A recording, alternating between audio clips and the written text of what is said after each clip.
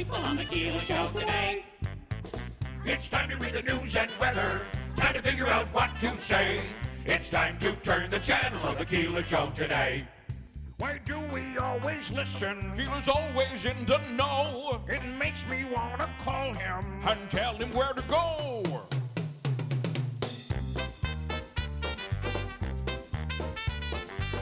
And now let's get things started. Andrew, let's get things started. It's time to get things started. On the most sensational, inspirational, celebrational, Keelerational. This is what we call the Keeler Show. WIBX 950 and 106.9 FM. This is Keeler.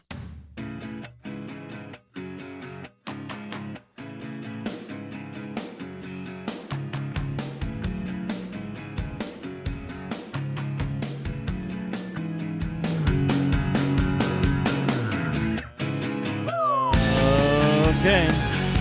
Well, good morning. Good morning. Good morning. Good morning, Bill. So, I got to say, what must it have been like being at that wedding in Skinny Atlas? That Right? is wild. Oh my goodness. I would have been terrified. So, And- I'm thinking, when you think about now, you're a big guy. yeah. I've been at a fight at a wedding before. So, You were more than at the wedding, Bill. years ago, we had a wedding. Years ago, there was a wedding, and everything was going fine. What I didn't know, and to this day, the people involved, some are still here, and they're good people. But they thought that I started the whole thing, and I guess the problem is that I didn't start it, but I wouldn't stop after someone started it. That's the problem. Right. And you become part of the problem. Now, I see that today after years of therapy. But, you know, there were these guys apparently that we were having a good time and they thought we were like, it was me and Brad Davies. Brad, who's now in Texas doing really well, wishing that I didn't talk about this story, probably. Probably. So they had an issue with Brad more than they did with me, and now the two of them are, you know, they came up and approached Brad and, like, ready to fight him. So I step in the middle to break it up because I am Switzerland. You know me that way, right? So as I step in the middle, I get cold-cocked, and then the melee begins. It was terrible. It ruined their wedding, the end of their wedding. I mean, it was when everybody was leaving, but it was awful. And there's a certain New York State trooper who was a guest at the party. I remember to this day, and each time he would stop me over the years, he'd say, "Remember that time I lifted you off the ground? Your feet were dangling back and forth. You couldn't go anywhere."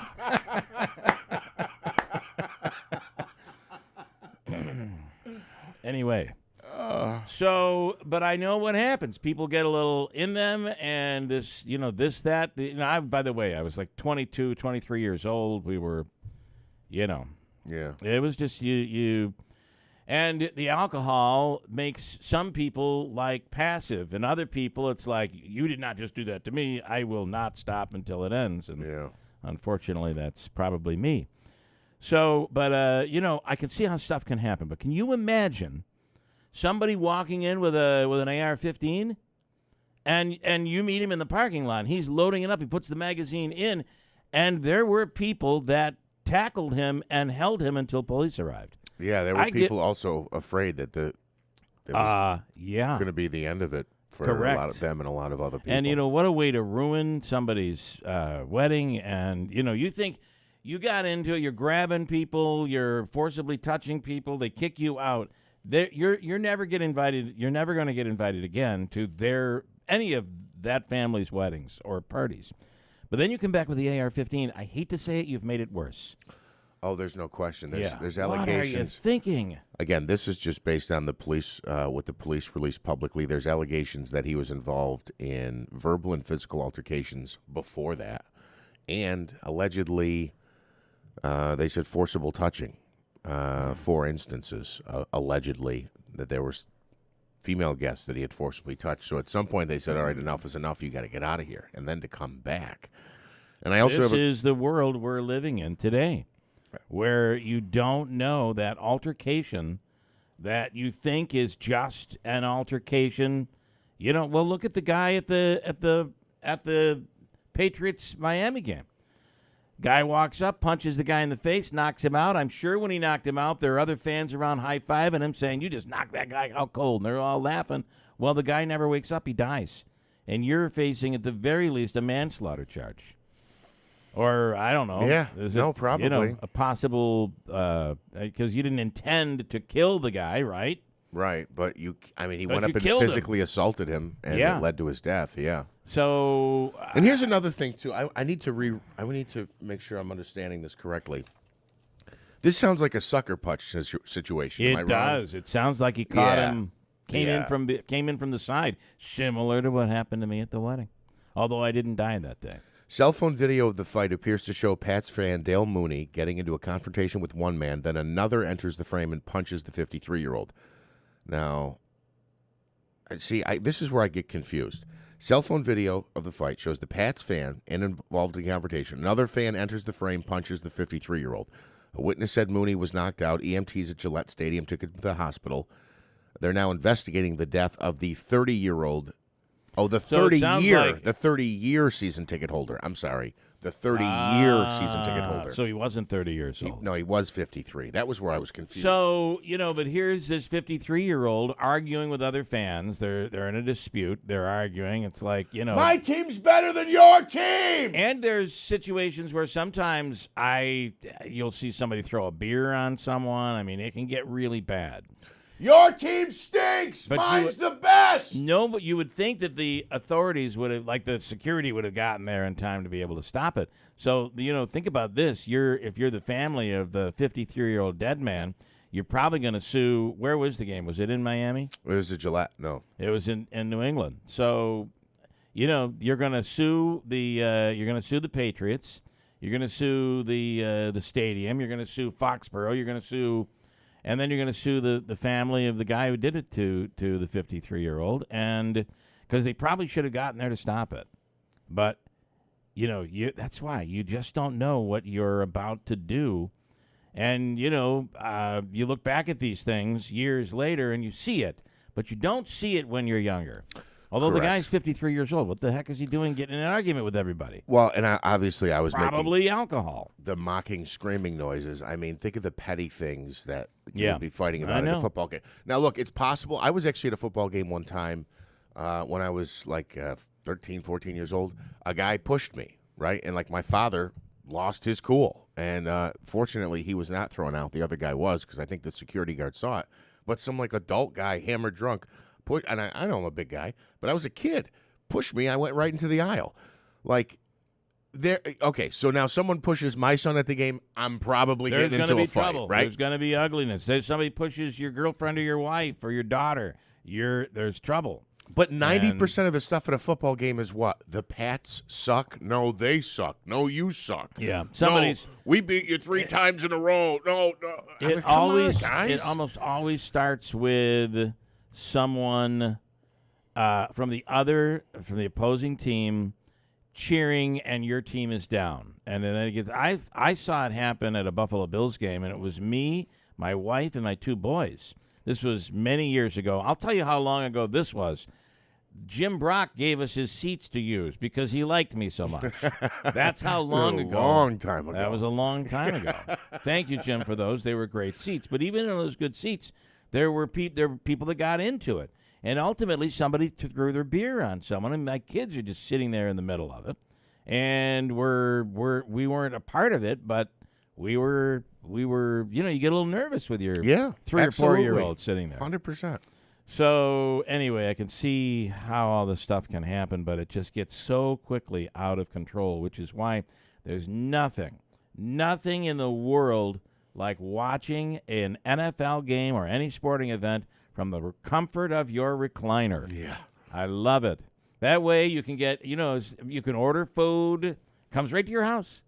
You can make food. You can make your own drinks. It's you can just sit there and argue with yourself. Yeah, it's not $18 a beer. Yeah. So anyway, okay. What else do we have? Today is Community Foundation Mohawk Valley Day of Giving. So it's your opportunity to give. You can go through the website and you can choose one charity. You could choose many. You could say, I'm going to give this amount of money and I'm going to divvy it all up to all of these charities. We'll speak with, is it John who's in today, or I don't know. I've got to double check. I'm sorry. Somebody's in this morning. Yes.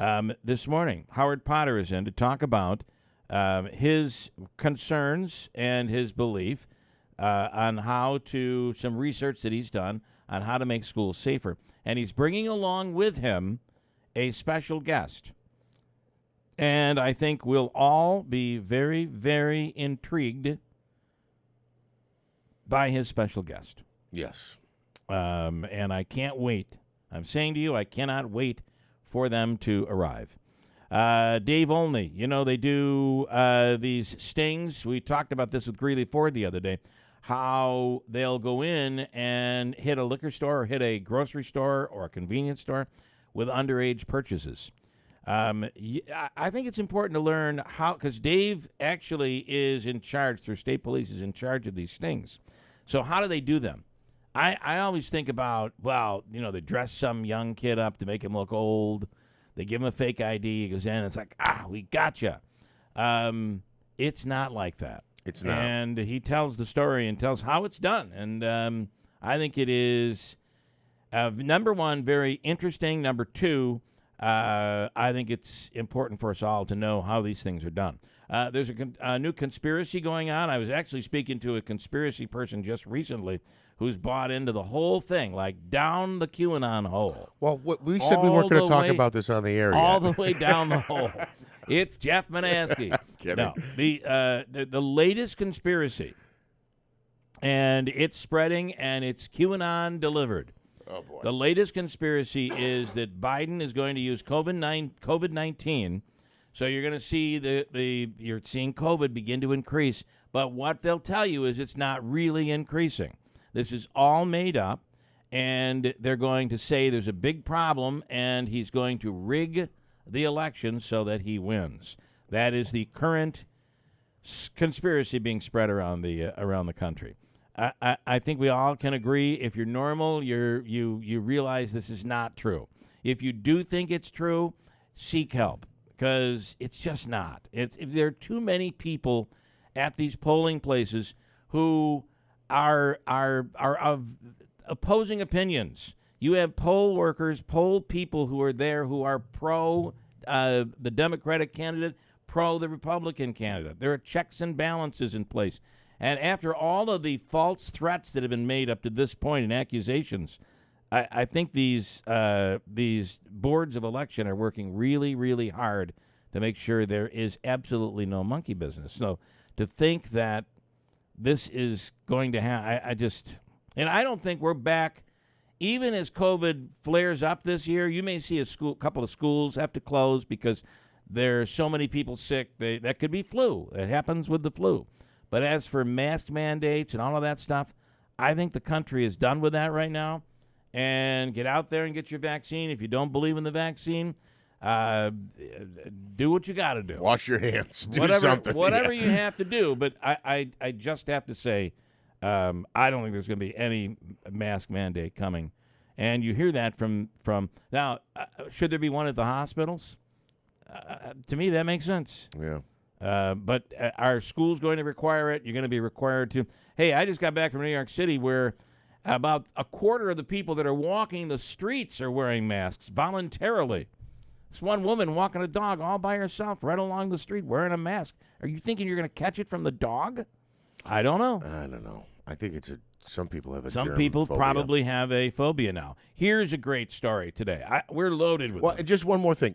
That originated from QAnon. Is Q back? Is that what's going on? Or did Q never leave? We just stopped talking about it? I had a lengthy conversation with somebody just recently that has all new theories, all new, Can we go down the list, though, of the previous theories and check off the ones that were true and not true? In fact, right now, Biden is not even running the country.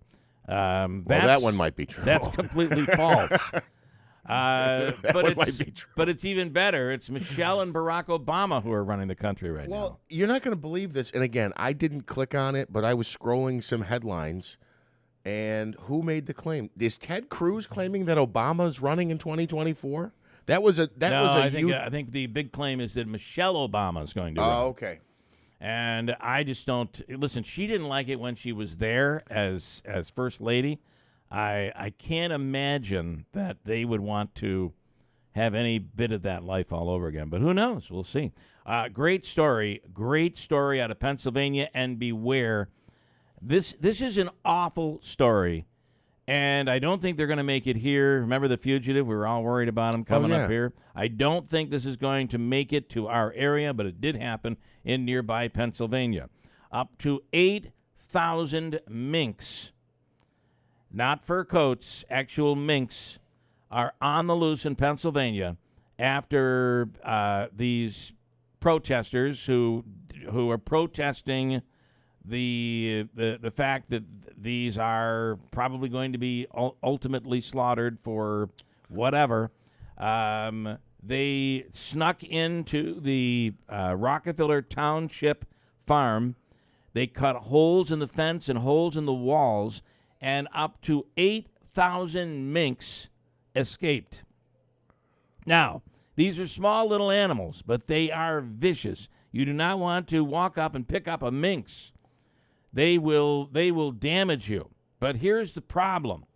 These 8,000 little animals, vicious animals with beautiful coats of fur, have been domestically brought up. They have never known the wild. They do not know how to get food. They do not know how to survive in the wild. If you drive along in this township, along the side of the road, there are hundreds and hundreds of minks dead on the side of the road. It is becoming a horrible scene there because the animals are running into the road. They do not know how to survive in the wild. So here you have these animal activists who think they're doing the right thing. They're basically killing thousands of minks right now. And this is just the beginning. This happened on Sunday. These animals probably have no idea how to get food and are, in a couple of weeks, this is going to be even worse. So they're trying to capture them, but they're warning people in Pennsylvania, do not get near the minks. They could be diseased, but even worse than that, they will bite you. They couldn't, it's too bad they couldn't snag a couple of the activists to munch on until they found some That's right. dinner and wildlife. Yeah, what are these guys thinking? Yeah, I mean, look, this is, I don't know. So, what's the group? They lay down in traffic. There's another group that goes to public sporting events. They try to duct tape themselves to the floor. How about not super glue, not duct tape. Did you see the guy duct taped his, super glued his feet to the floor? That had to be painful. That was during the U.S. Open that happened. What else? Wow, that's a crazy story, though. What else do we have? I thought this was also an interesting animal story at this is out of state. This is actually in Alaska. But a Krispy Kreme. 2 bears broke into a Krispy Kreme and had a field day. So that's all true. And then they had immediately had a heart attack afterward from all the sugar and all that stuff that they consumed. So then last night, I don't know if anybody watched. We have a story up on our website. There was a link to the live stream, recording of the live stream. But last night, we sat and watched the Utica mayoral debate. I thought it was quite interesting. Very well behaved. The crowd was incredibly well behaved. It was run by the Greater Utica Chamber of Commerce and the Sentinel, held at MVCC, and I thought it was very interesting. And I spoke with a few people who watched it, and there are those who have their opinion on who won the debate. I'd wonder what you think. Who do you think won that debate? Obviously, it was Celeste Friend, Mike Galimi, and Bob Cardillo going at it with questions about everything. And in one case, Friend was asked, do you think Utica should accept the migrants? Number one. And part 2 was, should Utica become a sanctuary city? And her answer, what do you think her answer was? I'm interested to know. I thought she was unequivocal with her answer, which there was no hemming and hawing on this, which I thought was interesting. She said absolutely not, that she feels that we're in no position to be able to handle anymore. We already have such a homeless issue here that we could not be a sanctuary city, should not be a sanctuary city, and we should not accept the migrants. Interesting. She did have an explanation about these are asylum seekers, and they have come in through technically legally in the country. There is a confusion over that. Some say they've been vetted. Others say they just got overwhelmed and didn't vet them, sent them to New York City, whatever it might be. It is a terrible situation for everybody involved, but we're in no position to be able to handle it. And she cited Pacenti's executive order to say no to accepting those migrants in Oneida County. Actually, all three candidates agreed. In fact, I got to say, all three candidates agreed on almost every issue. I thought that was very interesting in this debate. Each of the candidates, I don't think there was really one issue where they were disagreeing with each other. They would just kind of say the same thing in a different way. Watch it. It's worth watching. It'll give you some insight. And which candidate will you pick? You know, we're a couple of months away from early voting. That begins on the 28th of October. Interesting stuff, right? Yeah, it absolutely is. Too bad you can't bet on elections, although that would lead to corruption probably. I mean, if you could have corruption in sports, you certainly wouldn't want it in the electoral process. And I know there's some people. I will tell you that I know people who bet on the original Trump-Hillary election in 2016. Oh, you could bet on that. You can. It might not be legal, but I think it is. I don't think there's anything that would prevent somebody from doing that. And I got to say that the word is Vegas got crushed. Vegas had Hillary winning, and it doesn't happen often, but Vegas got crushed on that election day in 2016. Interesting stuff, right? I want to tell you, yesterday we went for a ride. I'm going to play audio of it in a little while. After the show, we went for a little ride in my new CX-90. Lease is up. Got to get another lease. I love that. Yeah, right. That's the way to go. Then your wife can't say, you don't need a new car. Yeah, I do. I have to. The lease is up. It's the only chance I have. Right now, it's Steve Ponte Mazda. Of course, they have the CX-90s, which are beautiful vehicles. It's a hybrid. I'm dealing with a hybrid. Steve Ponte Mazda, they make it easy for you to find the right used vehicle at the right price, thanks to the Mazda winning so many awards. In fact, the CX-90 has been named one of the safest vehicles out for 2024. And at Steve Ponte Mazda, they're seeing record sales volume, taking in all kinds of vehicles on trade, which means what? Great vehicles in on trade. They want to offer you one location with all makes and models from Mazdas, Hondas, Subarus, Jeeps, GMC Dodge, Hyundais, and more.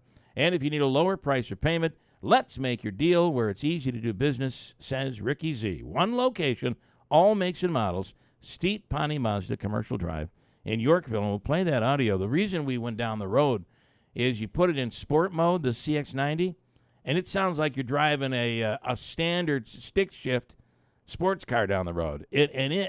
Tell me it doesn't move. Yeah, no, definitely. Your head goes pounding to the back of the seat. Yeah. I love it. My wife hates it, which I kind of love. At 6:43, we'll speak with Howard Potter and special guest. Wait till you see who the special guest is. Coming right up at WIBX.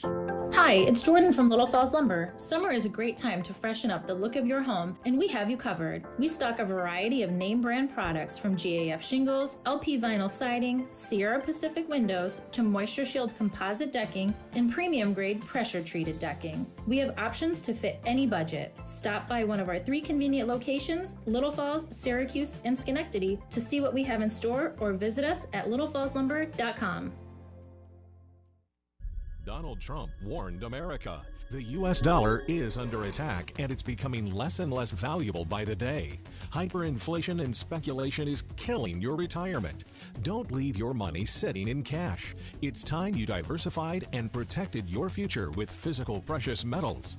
Call Advantage Gold at 800-900-8000 and get your free digital dollar survival kit and learn how you could get up to $1,000 in free silver today. Call Advantage Gold now at 800-900-8000 to get your free digital dollar survival kit. and you may qualify for $1,000 in free silver. Advantage Gold is the #1 rated gold and silver company in America. Your future is precious. Protect it today when you call Advantage Gold. Call 800-900-8000 now. Advantage Gold is not an investment advisor or a tax advisor. Check with your financial advisor before investing. That's 800-900-8000. Hi, I'm Henry Winkler. My eyes are very important to me. My eyes connect me with things I love. I loved my late father-in-law dearly. He always lit up a room, but his vision dimmed with age. He had age-related macular degeneration, or AMD. And since partnering with Apellis, I've learned there's an advanced form of the disease called geographic atrophy, or GA. His struggle with vision loss made me want to help others know about GA's warning signs. For some, straight lines seem wavy, like when looking at a door frame. For others, blurry or missing spots can make it hard to read or see loved ones' faces. Many have trouble seeing in low light, making driving at night difficult. GA gets worse over time and cannot be reversed. If you've been diagnosed with AMD and notice vision changes, don't wait. Talk to your eye doctor about GA today. Learn more at gawon'twait.com. That's gawon'twait.com. Paid for by government.com. Have you heard? Morgan's silver dollars are back for 2023. For the 100th anniversary, the U.S. Mint released the first legal tender Morgans in 100 years. They sold out instantly. Now, Morgan's silver dollars are back in 2023, minted in 99.9% pure silver, but only 275,000 coins were minted, and they will go fast. The entire market and experts agree this is a big deal and an amazing opportunity for both coin and silver buyers. Just call 1-800-973-9717 and you are guaranteed a 2023 brand new uncirculated 99.9% pure silver Morgan dollar. But with limited quantities, you must call now. To learn more, call 1-800-973-9717. Plus, you'll receive a free bonus Patriots pack, new and improved, a $25 value free with every order. Call 1-800-973-9717 now to secure your new 2023 Morgan silver dollars before they are gone. That's 1-800-973-9717. WIBX 950 and 106.9 FM. This is Keeler. All right, a couple of comments here this morning. I have Chuck Lester in Miami. A drunk chick knocked my Bills hat off. I just ignored it. There were more Bills fans at the game, so I would have had some help. Pretty wild there. Jeff says COVID-19 isn't the virus that costs elections. It's apathy that is. And let's see, Mike. I'm heading out to Pennsylvania with my shotgun. Mama needs a new coat. That is something. All right. So you're going to square that up. I got to move a few things around. We have Howard say hello. Good morning. Hello. And pull it nice and close if you could, gentlemen. Howard, I'll let you do the introduction here this morning. You brought in a very special guest into the studio this morning. Yeah, definitely brought a one-of-a-kind gentleman into the show, and longtime friend, Jeff Lynch. Jeff Lynch, you're a hero, man. Well, I'm still having trouble with the hero status, but I cannot imagine. I was going to say I can imagine. So, of course, Jeff, for those going back to that Proctor game, was trying to break up a fight along with other security and Utica PD and was shot in the back of the head. It is so good to see you doing well and recovering. I can't imagine recovery is simple and easy, but it's so good to see you. I said from the ambulance ride to where we're sitting right now, it's been best case scenario. Yeah, everything is. I've heard the word miracle and blessed more than any one person deserves, but the way I'm healing is almost miraculous. My worst things right now, I'm suffering from a concussion, so I have a little bit of gait and dizziness issues. But as far as wounds, the wounds are healing. I'm actually no staples, stitches. Wow. Everything's removed. Wow. The doctors are happy with the way we're progressing. I'm just going to continue. I said, Howie asked me this morning, how you doing? I said, yesterday was a good day. Today's going to be a better one. Yeah. And we're going to keep moving. Every day is going to move forward like that. It's a great day a great way to look at that. So correct me if I'm wrong. Your story is this security job is not your full-time position. This is something you took as a. I'll let you explain. It initiated when my daughter, in around 2014, was getting ready to head to Proctor, and I said, "Geez, how can I get myself involved in the school? I'm not a good athlete. I couldn't get involved in any kind of coaching. I'm not the smartest guy, so I don't think I was going to get involved in any kind of teaching or counseling." And security seemed like, hey, that's a spot where you're involved. You got the run of the building. You're able to you're plugged in. I think you're appreciated. Yeah, so yeah. I signed up and I got involved in the school, and my daughter had a great 4 years of high school. I made really good friends. I saw a community within the school district that looks out for each other. That looks out. So that was it. It started off maybe a somewhat selfish idea, but it's been rewarding. I like kids. I like when somebody asks you a question. If you can get a 16-year-old to come up and ask you for any kind of advice about, hey, how would you handle this, or what should I do here? And that's a pretty success. big. That's a success. Yeah. Manaski. I want to just before your question, the fact that everybody wore. Was it red and black? Red and black. Not just at Proctor, not just in Utica schools, but school districts throughout the region. Everywhere. Everywhere. Yep. For you, there was a camaraderie around you. It was incredible. That's a challenge that I have to the community as a whole. Multiple school districts were represented. Everybody chose the color. They chose the Proctor black and red. Let's substitute that now going forward. Let's take the colors out of it and just be everybody that was involved in that. Let's work on positive change towards the school districts, towards children in whole. Let's continue it. That day was a visual. If we could take that visual, and let the visual kind of subside a little bit, but have that many people involved in our children's futures, that would be awesome. It certainly would be. Jeff, if you could fix the focus on that, and then I'll slide you in first. Howard, what do you want, Pete? What do you want to accomplish here? Obviously, bringing Jeff in today is something huge for this community. The fact that they can see him and he's doing well is a great end to a really tough story. 110%. I mean, we all know that I've been an advocate along with several others in the community to focus on safety, security, education within our district. Last year we had a child stabbed. We had multiple fights at the beginning of the school year, during the school year. There's ways to fix and improve these situations. And first and foremost, I've said it time and time again, our newer school board cannot be held accountable for 13 years of how the district used to run. And they've done a complete 180, but they can only do so much so fast.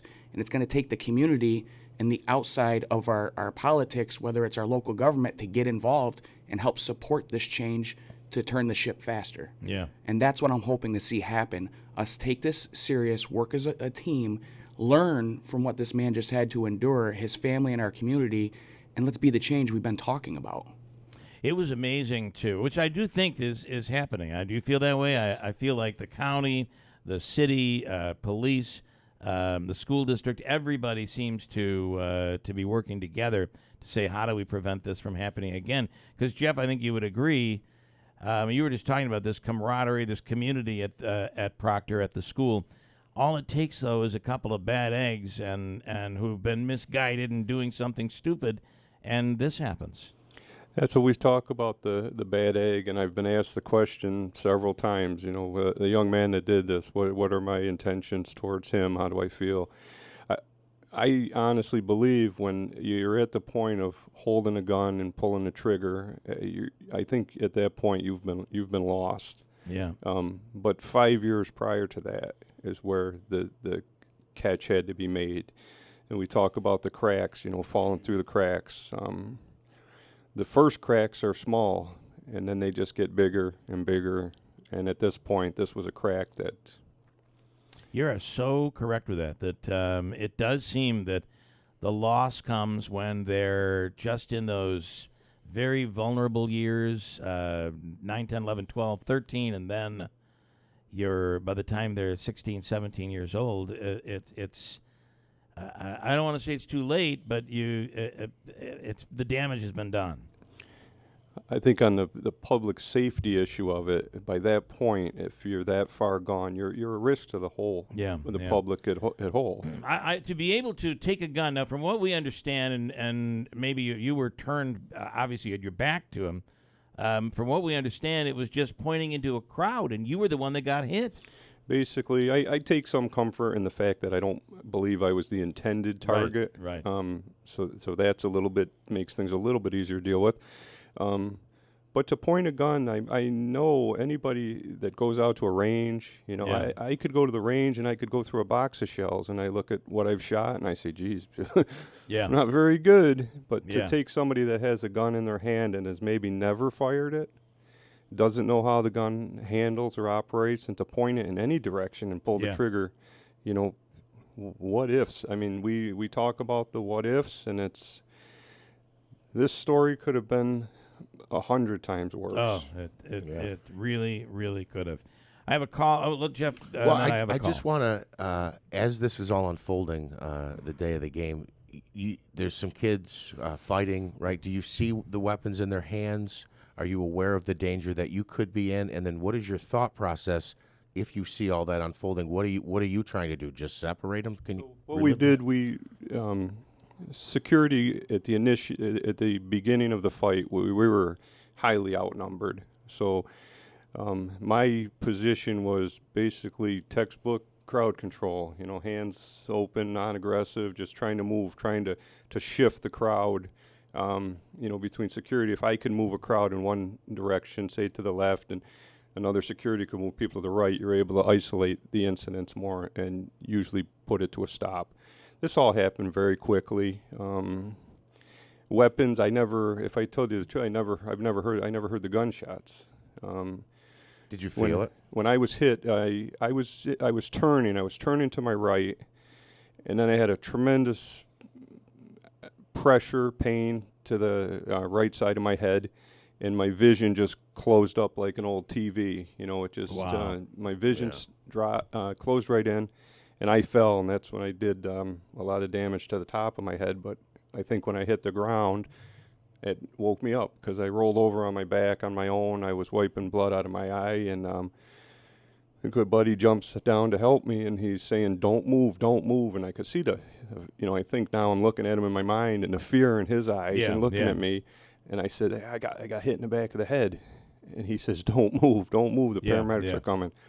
And it wasn't until in the ambulance when they were discussing and, working on me saying, we have an entrance wound. And they're working on an entrance wound, and I'm saying, geez, and they said, we have an exit wound. I said, I got shot? They said, yeah. So I was awake and coherent for everything. You didn't realize that until you were in the ambulance that you had been shot? I didn't know. I never heard a gunshot wound. Wow. And then I find out later, there were two gunshots. One I received, and another's divine intervention took that bullet to no target. But I found out, the first messages that were going out was, Jeff, he got shot twice in the head and he was dead. And this was within minutes of the incident happening. So I started thinking about that stuff. And, we got these young adults that love this drama. They're watching this fight. Half that crowd was spectators. Yeah. But when we have adults now, when we start taking out the social media and we look at the text messages and things like that, I think as a society, we're as adults are looking at this as some kind of exciting new, first one to tell somebody. I was in the know. You got to be in the know. Yeah. And wow. I said yesterday, I asked a question I've been asking for a couple of days, and everybody could have their own version of it. But what kind of impact does one bullet have? One bullet. Yeah. So if we take this one bullet, I took the physical devastation of it. My family took the emotional devastation. Yeah. And then friends and colleagues and just people, and then the people that don't even know me. Yeah. That just witness the videos and they're reaching out, And a lot of them, you know, I have a lot that come to see me, and I read faces, you know, I look at them, you know. And I can see it, they're coming to see me to give me their support, but it's also the healing that they need. They needed to see me for them to feel better. Yeah. And that's why I'm here. That's why I'll talk to anybody that wants to talk, and I'm 100% going forward because I don't want to see anybody else have to be in this position. What a way to think about it, that this one bullet has the power to influence people and maybe wake up a group of people, a group of kids and that are going through that lost moment in their lives. This one bullet could do a lot of good on the other side of bad.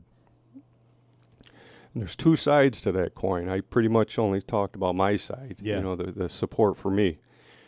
There's another side to this coin. There's the person that pulled the trigger, who also has a family, who has friends, who may have people that, you know, are more than disappointed and, you know, heartbroken.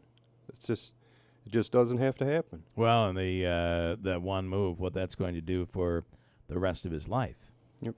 I don't think kids are thinking this stuff. These shootings that are happening, where they're just children out there shooting up each other, and not just in Utica, but in inner cities across the country. It's just so disturbing.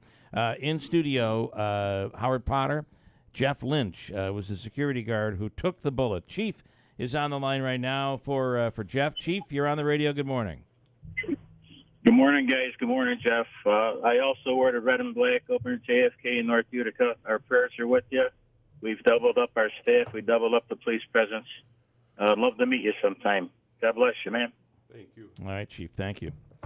So, Howard, you WIBX Utica Rome. We're going just a little bit over. What do you want people to know as a former parent? I don't think your kids are in the district anymore. No, my son's he's actually a senior this year. He is a senior. Okay. He was actually in the parking lot 30 yards away getting into his car when all this went down. So this hits home for so many people. Yeah, it's the biggest thing is the same thing I've been talking about.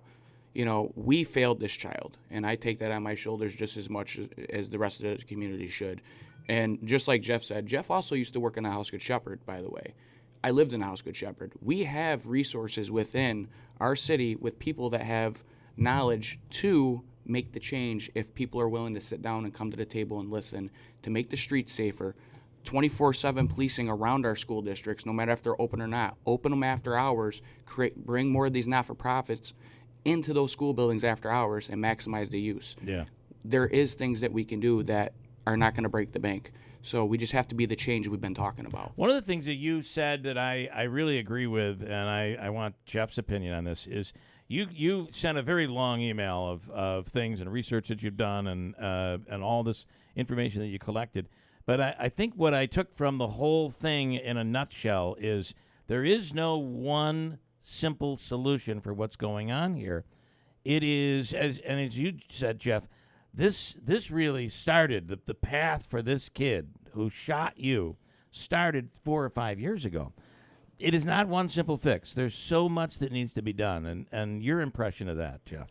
No, absolutely. That's we talked about if there was an answer, if one person could say, if Bill, today you could flip the switch and we solve this problem. Yeah. It's not. It's a multi-dimensional problem. Yeah. There's so many different levels of things that have to be watched and have to be, you know, and kids need to be nurtured and taught and given the tools to make the right choices. I've been using that word a lot, choice. We all have our own ability to choose, and we have to choose what's right. And you talked about how the bullet, which did bad and could have done so much worse, and thank God you ended up as you have, although it's not going to be easy. I can't imagine any of this has been easy for you or your family. But if that bullet could be the inspiration for a mom or a dad or an uncle or somebody out there to sit down with a 14-year-old or whatever age and say, let's talk about this. This could be the starting point. This could be the conversation starter.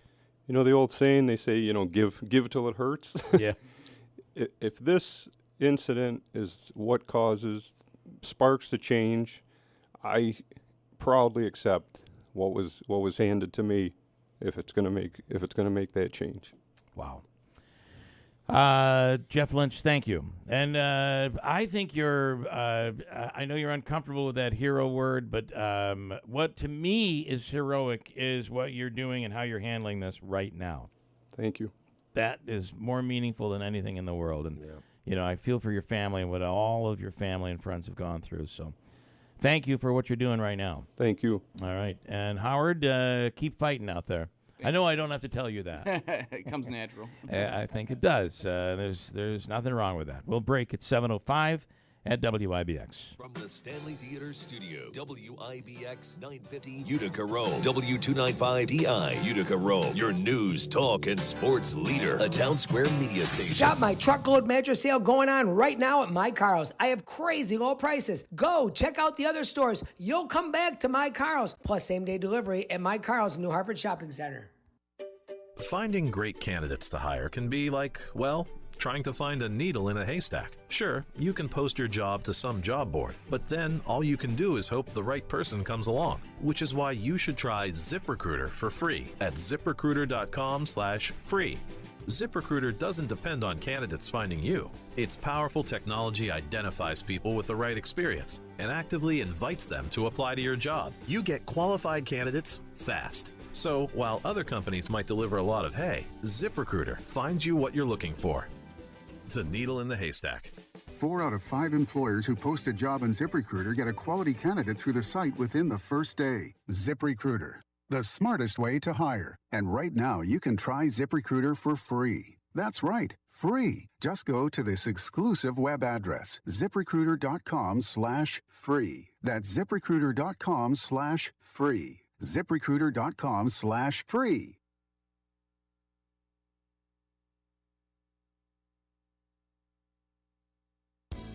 Adirondack Home Furniture is fully stocked from wall to wall with top quality, durable, American-made pieces for any room. With over 40 bedroom and dining room pieces on display and quality sofas starting at $8.99, you're sure to find the pieces to transform your home. And don't forget, Adirondack Home Furniture has more than just rustic pieces. They carry a wide variety of modern, farmhouse, and traditional styles. If you're looking to transform your home or complete a room with a few pieces, now is the time to buy. Because at Adirondack Home Furniture, you'll save the amount of the sales tax. Save the amount of the sales tax on any purchase for your living room, bedroom, office, and occasional furniture. All solid wood and American made, including in-stock items, clearance items, and even special orders. Adirondack Home Furniture has the best value and top quality furniture for your home. Visit them at the former Riverside Mall, Horatio Street, Utica, or browse the inventory online at AdirondackHomeFurniture.com.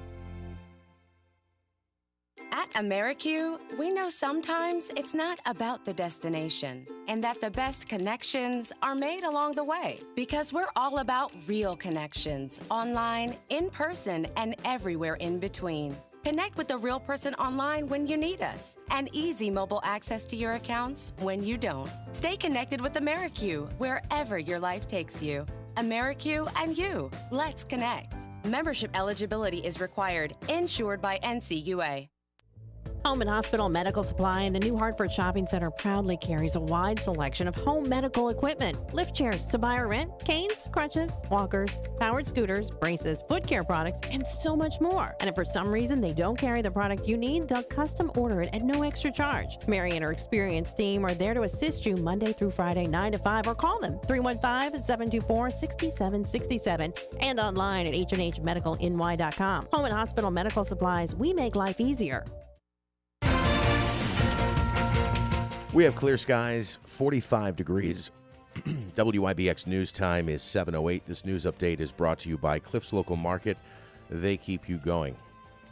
Well, an awful end to an upstate New York wedding reception as a drunk guest who had been asked to leave returned with a loaded assault weapon. That's according to state police who were called to a residence on Stump Road in Skinny Atlas, where several of the wedding guests had restrained the armed man identified as Christopher Caulfells. It's alleged that while at the wedding earlier in the day, the 46-year-old was highly intoxicated, involved in multiple physical and verbal altercations. It's further alleged he forcibly touched female guests at the wedding, was asked to leave, then returned with a loaded assault rifle. He faces several felony and misdemeanor charges. More information on that at WIBX950.com. A new poll says that many New Yorkers are concerned about the quality of life here in the Empire State. According to the Siena College survey, 57% of those questioned said quality of life in the Empire State is only getting worse, compared to 14% who said it's getting better. Over 80% believe the cost of living in New York is a significant issue. Other issues: crime, immigration, and affordable housing. You can feel the weather changing in the air. If I could, on that story, I wonder how many of those people who say, quality of life has gotten much worse, they're stopping my unemployment. I might have to go back to work. This is terrible. I wonder. Where is the best place to see the beauty of autumn? Well, 2 of the top 10 destinations for fall foliage are located in New York State. If you want the answer to where, and actually I was at one, and we'll be joined by somebody this morning I was at this place with him. I'd never heard of it before, Mr. Mish. Yeah. Yes, we went to the Mets game, but we actually visited this place, and it was beautiful. But you can find the answer on our website. The other is there's a story up on the site about electric buses. So by 2027, no school district is allowed to buy a school bus that isn't fully electric or zero emission.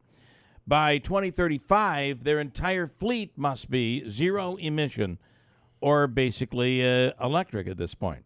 So is that a New York State mandate or is it a pipe dream? The story's up on our website. I'll give you a little hint. It's a pipe dream. And wait till you see the numbers. The numbers are astounding on what it is going to cost. Now, keep in mind, this is coming from somebody who... I just bought a CX-90 from Ricky Z, and it's a hybrid. So I drove to work today and didn't use any gas, used electric to drive to work. I'm not against any of this, and I think it is the future. But to say by 2035, we're going to turn the entire school bus fleet into electric, I think is a pipe dream. I don't think it can be done. And wait till you read in the story what the cost is of pulling this off for all the school buses, 50,000 of them in New York State. Check that out and more at WIBX950.com. We are currently at 45 degrees, chilly start, but it will be nice today in the next couple of days. Here's what we can expect from Eyewitness News. I'm Eyewitness News Chief Meteorologist Craig Flint in the WIBX Weather Center. Today, good deal of sunshine, but a bit cool, breezy at times, a high near 70. Tonight, clear, chilly, low near 40. Tomorrow, plenty of sunshine after a chilly early morning with temperatures in the upper 30s. Gorgeous in the afternoon, 70 to 75. For more on your local forecast, tune to Eyewitness News at 6 on WUTR. I'm meteorologist Craig Flint on WIBX 950 and 106.9 FM. All right, from the IBEW 43 local sports desk, this will be brief. Giants head coach Brian Daboll says he's not ready to rule out Saquon Barkley. Now, just bear with me here. He's the most talented offensive player we have, in my opinion.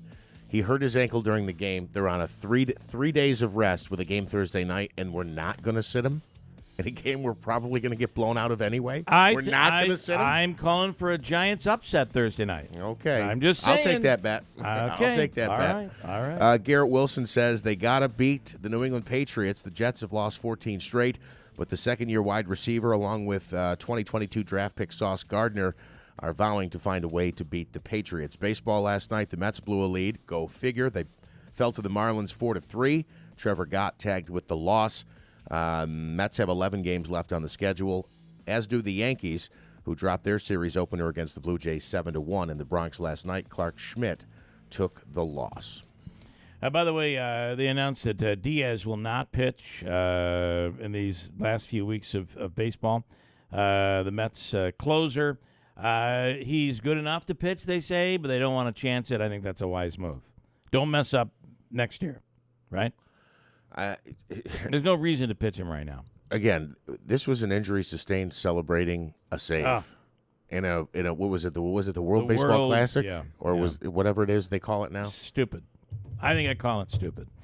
Hey, just for a second, let's take a deep breath. And how about Jeff Lynch, right? Yeah. How about that? Dave Olney, right? I mean, you worked in law enforcement your entire life, and here's a guy who's thinking he's going to, bond with kids, be a security guy just to keep everybody safe, and ultimately he did. But wow, what a guy!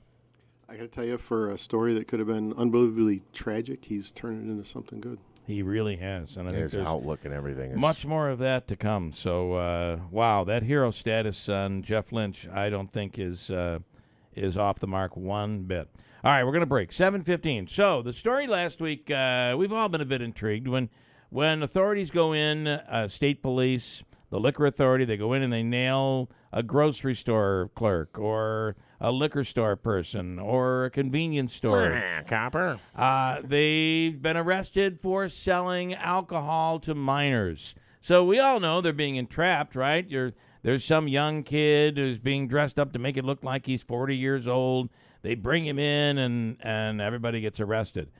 Well, I think you might be surprised as to how this really works. And Dave Olney, who with the New York State Police actually conducts these what do we call them? They're not compliance checks, underage drinking initiative. All right. So we'll get into that with Dave, and you'll tell us exactly how it happens. I think we all might be a little surprised. 7:16, we'll do that next on WIBX. Hi, it's Jordan from Little Falls Lumber. Summer is a great time to freshen up the look of your home, and we have you covered. We stock a variety of name brand products from GAF shingles, LP vinyl siding, Sierra Pacific windows, to Moisture Shield composite decking, and premium grade pressure treated decking. We have options to fit any budget. Stop by one of our 3 convenient locations, Little Falls, Syracuse, and Schenectady, to see what we have in store, or visit us at littlefallslumber.com. When we get together with others, we can do more. On September 20th, nonprofit organizations will come together to ask for your support through Mohawk Valley Gives, the community's 24-hour giving day. But don't wait. Give now or anytime this month. Either way, every dollar counts. And you'll show everybody that Mohawk Valley Gives, powered by the Community Foundation. MB Gives is proudly sponsored by Staffworks and M&T Bank and brought to you by Town Square Media. By texting 64,000, you agree to receive recurring automated marketing messages from Babbel. Message and data rates may apply. No purchase required. Terms apply. Available at babbel.com/TNC. What's holding you back from learning the language you've always wanted to know? Too hard. Takes too long. Not with Babbel. Babbel's lessons take just 15 minutes a day. And they're fun. Fun isn't hard. Right. Babbel's interactive lessons, podcasts, games, and more make it fun and engaging, so you don't realize you're learning a language, but you are. Choose from topics like travel, business, relationships, and more. You'll learn what matters most to you. In 3 weeks, you're able to start having conversations. Just 3 weeks? Even better. Since Babbel's lessons are designed by language experts and voiced by real native speakers, you'll get the accents just right and be able to carry on conversations with confidence. Learning a language with Babbel doesn't take long. And with Babbel, it isn't hard. It's perfect. And now try Babbel for free by texting radio to 64,000. Text radio to 64,000. That's RADIO to 64,000.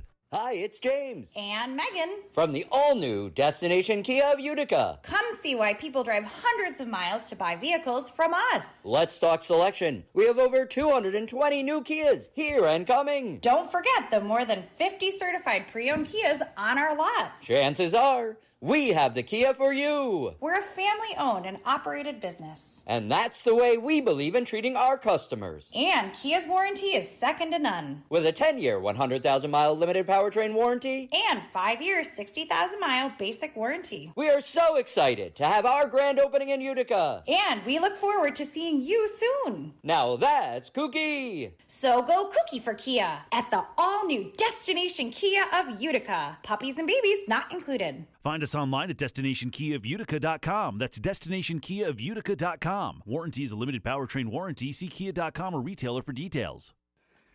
Nature is bringing out her fall colors, and the show is on throughout Herkimer County. Enjoy kaleidoscope colors on country roads from the Mohawk Valley to the Adirondack Mountains in Herkimer County, the Experience County. Welcoming communities and colorful fall festivals, Herkimer County has it all. Book your stay now and put some color in your life. Plan your visit online at visitherkimercounty.com. Herkimer County. I love New York.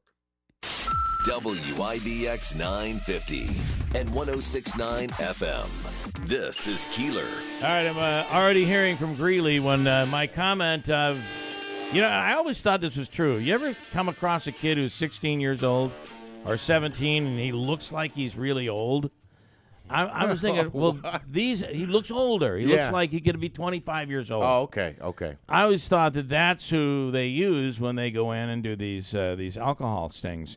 And Greeley is like, that is not true. They do not dress up to appear older.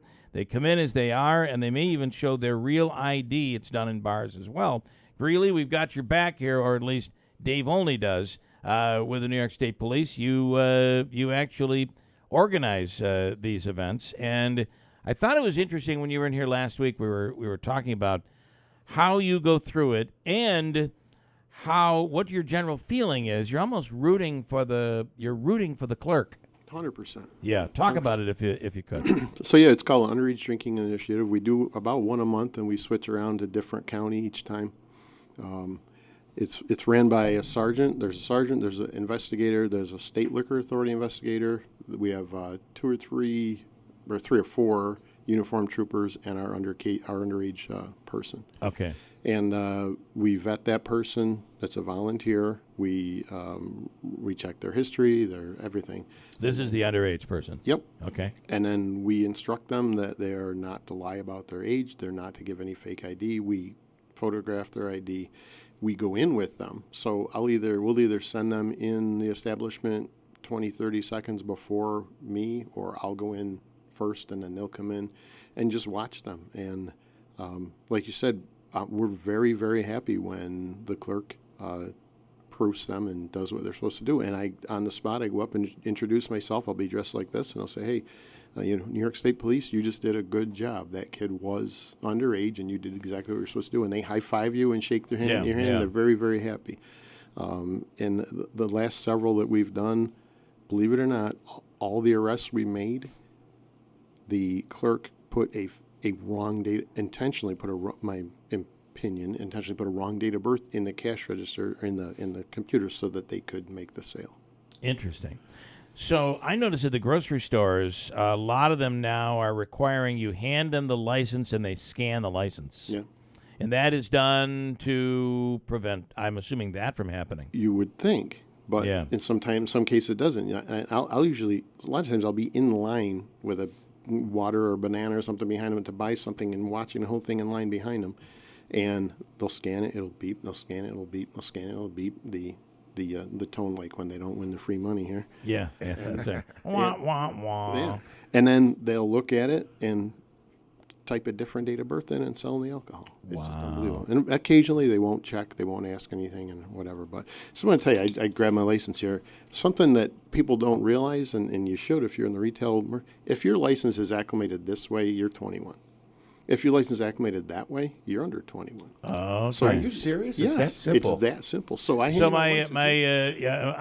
saw that with my kids. I didn't realize why it was like that. Yeah, you don't even have to look at an age in there. You go 21, not 21.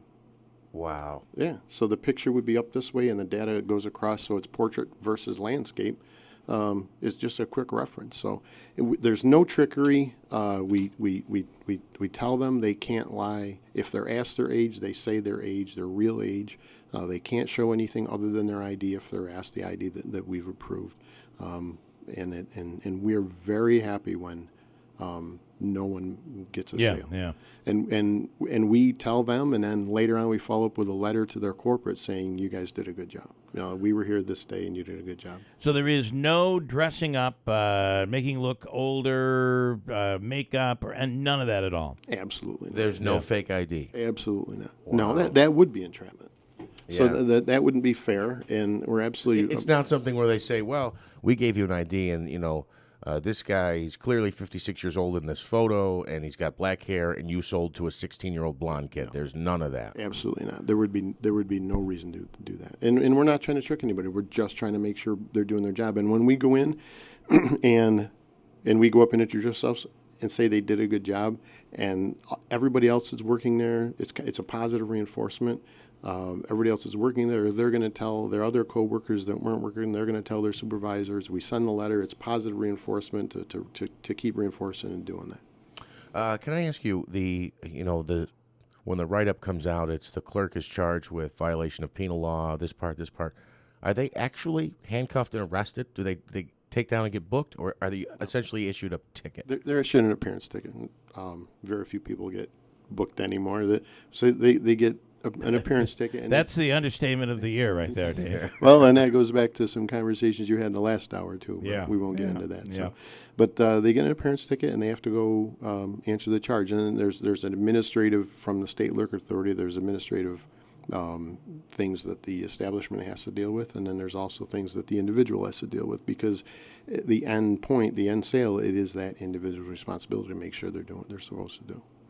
So the one thing that I do find that is important to note is how you're actually rooting for the clerk. I really feel like we're all thinking it's an entrapment thing, but no fake IDs, no dressing up, no, they go in, but you're just dealing with someone who's willing to sell to an underage kid. How prevalent is that? Yeah, I'd say on average, I'd say for a detail, we're out for maybe 4 hours, and we'll go into 18 to 24 establishments in that time, in and out, and most of the time, 1 or 2 will make a sale. And again, we are very happy when they don't. These last ones that you guys read the story last week, I was in there, and I'm actually holding a bottle of wine going, don't sell, and they sold me. Like, come on. Yeah. Why? You didn't have to do it. Yeah, I wanted to ask you as well. It used to be, I would see this, and maybe I just missed it, but it seems like an observation. It would always be like these little corner markets or gas stations. Have you expanded the businesses you go to? Because I noticed there was a supermarket on the list. There was a liquor store on the list. Yeah, so we want to be equal opportunity. We don't want to be singling any certain type of establishment out or any specific establishment. So last week we did North Country, so we went up to Boonville, and there's grocery stores, there's Kinney Drugs, there's convenience stores, and any place that sells alcohol on our way, we'll stop in. And we have the State Liquor Authority with us, and they have the list of all the different places. And if they have any complaints or people call in saying, hey, I think this place is selling, we'll make sure we hit that along with everything else in the area. Yeah. And you know what? Kids know where, they know exactly where they're selling. Yeah. Right? Yeah. Kids Oh, know. I want to switch gears if we, so beware. If you're somebody who sells alcohol, you never know. Could be coming to your store soon. Yeah, and we've switched up. For the longest time, we did them in the evenings, and now we're doing them at 10 o'clock in the morning. We're trying to kind of switch it up. And could be any time. Yeah. I like that. Okay, I wanted to ask you, we have, what's his name, To Catch a Predator. Cameron Decker. Cameron Decker, who I spoke to last night. And, he's gotten a lot of resistance from law enforcement here. They go out, and they are an organization that lures people, mostly men, in thinking they're talking to underage. Ultimately, they're sending photos, et cetera, et cetera. I don't know if you have an opinion on that. I was wondering, because it's kind of vigilante. It is vigilantism. Well, when he was on, he said he's not breaking the law. He actually, when you were away, we followed up with Cameron. There was something going on. Somebody was indicted or something in another county. So we talked. Well, and he's not. I'm not. I've never said he's breaking the law. No. But that's what he said. Vigilantism is when you take the law into your own hand and you do something. I guess, but it is what it is. These are just citizens out there trying to do law enforcement work. I don't know how else to classify that. But without getting into that, here's a story. What he said is, all right, so the Oneida County DA doesn't want us to do it in Oneida County. We'll just lure the guys out of Oneida County to a county where they're willing to arrest them.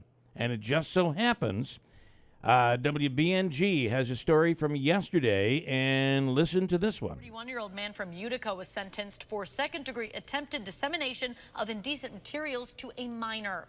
Back in May, Paul L. Thayer drove from Utica to the village of Walton to meet a person he believed was a 14-year-old boy after sending that boy numerous text messages soliciting sexual acts. An organization dedicated to catching sexual predators posed as the boy, leading to Thayer's arrest. As a result, Thayer was sentenced to 3 years of probation and will have to abide by sex offender terms and conditions that have not yet been announced. Okay, so I guess my take on this is, and I'll get your take, Dave. 3 years probation is what he got, and I wonder if this was being conducted by state police or by law enforcement, by a DA's office, if they would have waited a little longer to be able to wait for something to happen where a more severe charge could have been implemented. There's so many layers to that onion right there. There's just so many different variables. We do, the state police and other law enforcement do actively do investigations of this sort. Personally, I don't particularly have a problem with a private person doing something like this. This personally, yeah. They really have to be aware of a person's constitutional rights and the different laws and the different laws that they have to follow, and like you said, entrapment, things like that. So there's pretty complicated waters to navigate in order to have a successful prosecution for a case like that. And if it's not done properly, then they walk. A prosecution isn't gonna happen. And I almost feel like in this case, a deal was probably cut here. It sounds like so. But would it have gone all the way if he had an attorney? And I'm not sure what the situation is. But if he had a real attorney saying, he was entrapped, and all of a sudden this was pushed further, he might have walked away scot-free. Yeah, it's just a great question. And does the citizen that's performing this investigation, are they handling evidence in the way that we would handle it? Are they doing things in the proper way? And if there's any compromise in that, then the whole case is compromised. So in this case, it worked though. They in Binghamton, they charged him. Whatever deal was cut, but he only gets 3 years probation. Yeah, I was going to question whether or not it actually works. 3 years probation is what he ends up getting, and he thinks he's ready to hook up with a 14-year-old, and was willing to drive from Utica all the way to Binghamton to get it done. So now, did he take somebody off the street? Did he force them into? He had obviously registered as a sexual offender. Maybe he protected. They do. They do have to do have that. to do That's that. a good thing. That's so a good it's thing. 3 years probation and follow the rules as a sexual offender. So interesting stuff. All right, David. As always, we appreciate what you do out there, keeping us safe. You too. Can I just mention, my love for technology, and I do. Right. So I put some of my crack investigators on this yesterday. We were able to use a combination of cell phone information and data and audio from your little exhibition yesterday with your. Oh no! With your new rocket ship. You there. mean your rocket ship? And using your gearing and the transmission. I kicked my new Mazda CX-90 into turbo mode. I did do that. Yes. Well, we were able overnight. I had my crack investigators working on this. We were able to get an actual speed and location and time. So I do have an invitation for you to go see the local judge. It's a meet and greet. You can get his autograph and everything. Yeah, it's a personal invitation. Yeah. Why did I think this was coming? I had a feeling. I did have a feeling. We tried to have Dave bring the pad in and issue you a ticket, but they take that stuff seriously, apparently. It was all sound effects, Dave. All sound effects. That's not what my crack investigative team had. All right. Well, thank you. Thank you, guys. You have a wonderful day. All right. A quick break. Luke Perry is coming up next. Professor at Utica University. The Biden inquiry. How does NY22 actually feel about it? And what's NY22 going to look like? Everybody seems to be jumping into the race. We'll talk to Luke coming right up at WIBX. When we get together with others, we can do more. On September 20th, nonprofit organizations will come together to ask for your support through Mohawk Valley Gives, the community's 24-hour giving day. But don't wait. Give now or anytime this month. Either way, every dollar counts. And you'll show everybody that Mohawk Valley Gives. Powered by the Community Foundation, MB Gives is proudly sponsored by Staffworks and M&T Bank and brought to you by Town Square Media. Paid for by government.com. Have you heard? Morgan's silver dollars are back for 2023. For the 100th anniversary, the U.S. Mint released the first legal tender Morgans in 100 years. They sold out instantly. Now, Morgan's silver dollars are back in 2023, minted in 99.9% pure silver, but only 275,000 coins were minted, and they will go fast. The entire market and experts agree this is a big deal and an amazing opportunity for both coin and silver buyers. Just call 1-800-973-9717 and you are guaranteed a 2023 brand new uncirculated 99.9% pure silver Morgan dollar. But with limited quantities, you must call now. To learn more, call 1-800-973-9717. Plus, you'll receive a free bonus Patriots pack, new and improved, a $25 value free with every order. Call 1-800-973-9717 now to secure your new 2023 Morgan silver dollars before they are gone. That's 1-800-973-9717. WIBX 950 and 106.9 FM. This is Keeler. All righty, it is. We'll do Hope's Free Money Question of the Day coming up in a second. Dave only just talking about our little experiment yesterday. So, yes, Ricky Z, great experience in leasing a new vehicle the other day, the beautiful CX-90. Davey, were you able to hear it all? Yes, I was. Oh, yeah. So we got, we went in the car with Paul Buckley, Jeff, and I said, wait till you hear this vehicle. Listen, it almost sounds like a sports car when you put it in turbo and it takes off. You'll go from 0 to 80 in no time. And I have the audio. You want to hear it from yesterday morning? First of all, yeah. How far on 49 did you guys get? Not very far, right? No, not even down to the gas station. No, I mean, we moved pretty quickly. Check it out. Oh, my camera's on an empty chair. Thank you, Allison. Here we go. Listen to this. Here we go. So I'm told.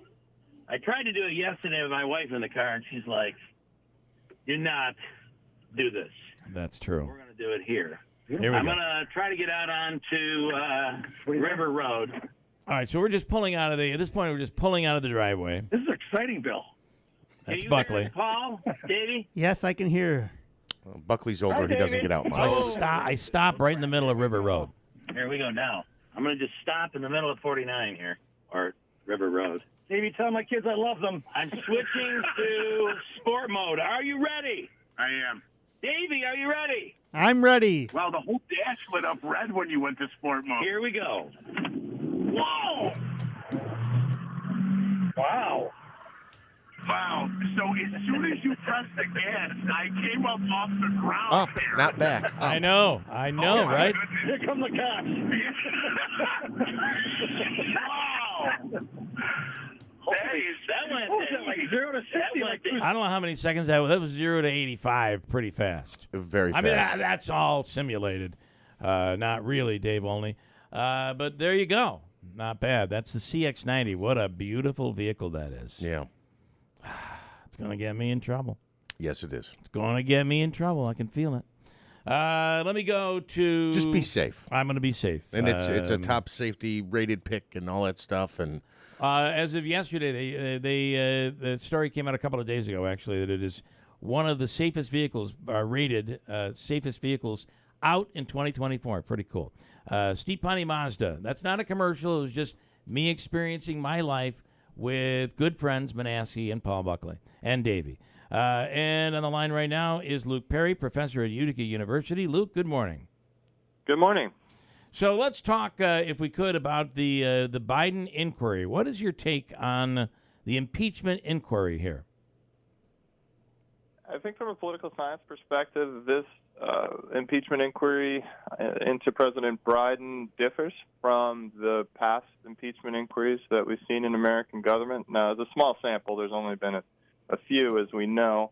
But typically, impeachment related to the presidency involves actions when that somebody took while they were president. And in this case, we have Hunter Biden, who's done a lot of things that are of the questionable nature for sure, and it appears tried to make money off the family name.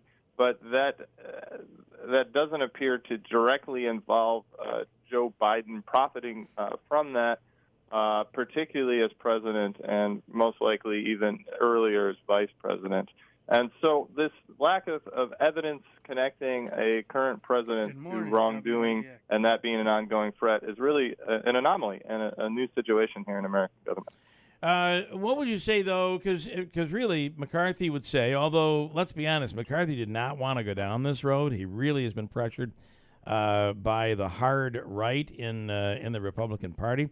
But, you know, the theory is we're just opening the door to be able to do an investigation and get the information we need to be able to see if there's something there.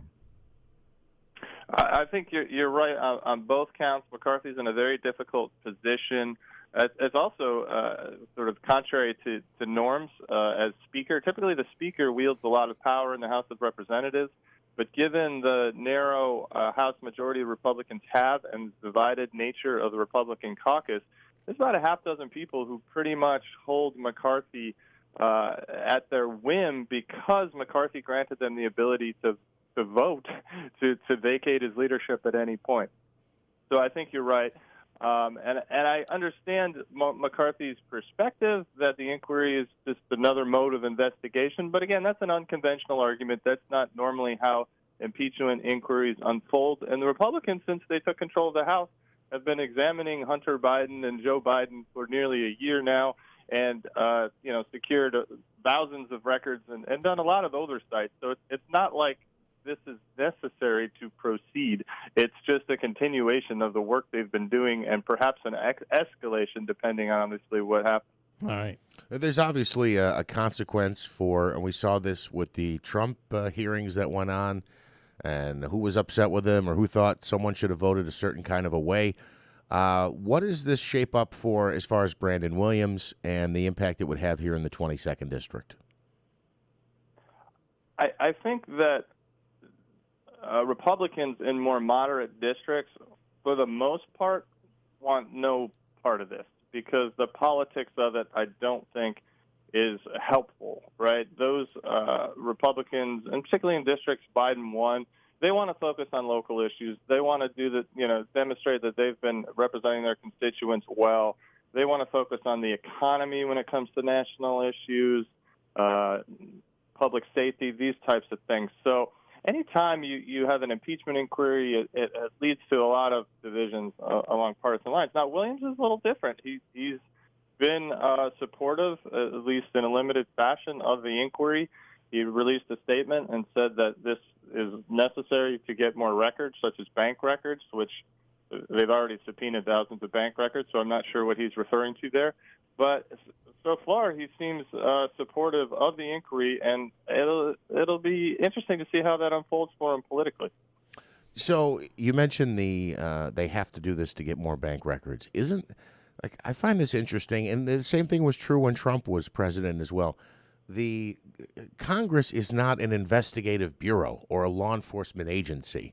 What is your take on essentially this becomes something that political folks end up deciding, and I know it doesn't result in criminal charges, but what is your take on they need to get this to get the bank records? Couldn't the FBI, the CIA, or a law enforcement agency get this information? Well, today, Republicans don't trust the federal agencies. Yes, that's true. Yeah, I think that you're right. I'm not sure what Representative Williams is referring to when he says getting more bank records when they secured thousands of bank records. And through the criminal justice system and the powers that Congress has, I'm pretty sure they can get all or nearly all of the bank records that they would like here. To your larger point, I think the role of Congress in government is largely threefold, right? Lawmaking is a primary function, which you and your listeners are aware of. Representation, also another primary function. And the third function, which gets less attention nationally is oversight. Congress has a unique constitutional role to conduct oversights in other parts of government. So I think it's legitimate for the House to, conduct oversight. The Republicans won the House. They're fully entitled to conduct oversight of the presidency in regards to conduct that they think is inappropriate or problematic, and they've exercised those powers strongly.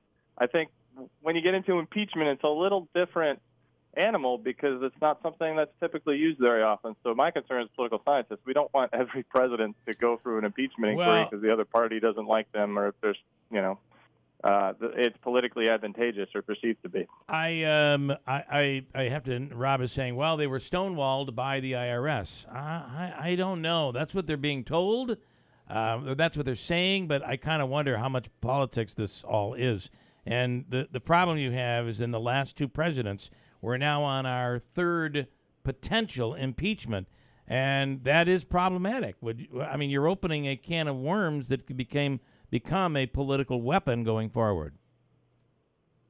Yes, and as we've talked about before on your show, I think this is a reflection of the hyper-partisan moment which we're in, right, when divisions along partisan lines are stronger.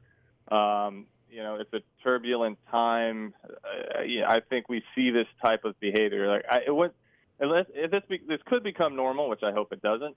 And if we do return to a more typical time in American politics, I think we'll look back and say, what, there were 3 impeachments in just a few years? Like, what was going on there? And that's where those contextual factors, like the one I just mentioned, I think will come out and help explain what's going on. But when we're in the moment, it's kind of hard to have that longer perspective on things. And, I could be completely wrong, but Joe Biden is a career politician. He's been in politics since his early 20s. Here's a guy, and I'm not saying he did or didn't do anything, but I would think after all these years and you're the vice president, you'd be smart enough to make sure if there was anything done, it would absolutely not be traceable. So that's just my take on it for what it's worth. Well, apparently nothing. Well, so. I don't. Hunter Biden certainly is a problematic figure. No doubt about it. For his dad and for him as president. Someone struggling with drug addiction make numerous questionable decisions. It is under prosecution for violating a gun-related law. So that is difficult, and I think it's probably difficult for someone as a parent or as a professional to navigate the implications of that. So I can't say that Biden did nothing wrong. I don't know. But I certainly don't think what we know now suggests he's done things that merit an impeachment inquiry based on past precedent. Yeah. Okay. Although I will say that when a parent is trying to protect a child, sometimes you do anything you can. It's going to be interesting to see what comes out of all of this. And you're right. It'll be the history books when we look back on this time. It'll be most interesting, I think. Luke Perry, as always, we appreciate your insight. Thank you, sir. We'll do it again. Thanks a lot. Have a great day. Thanks so much. All right. What? You're looking at me like I did something wrong. No. Okay. We have the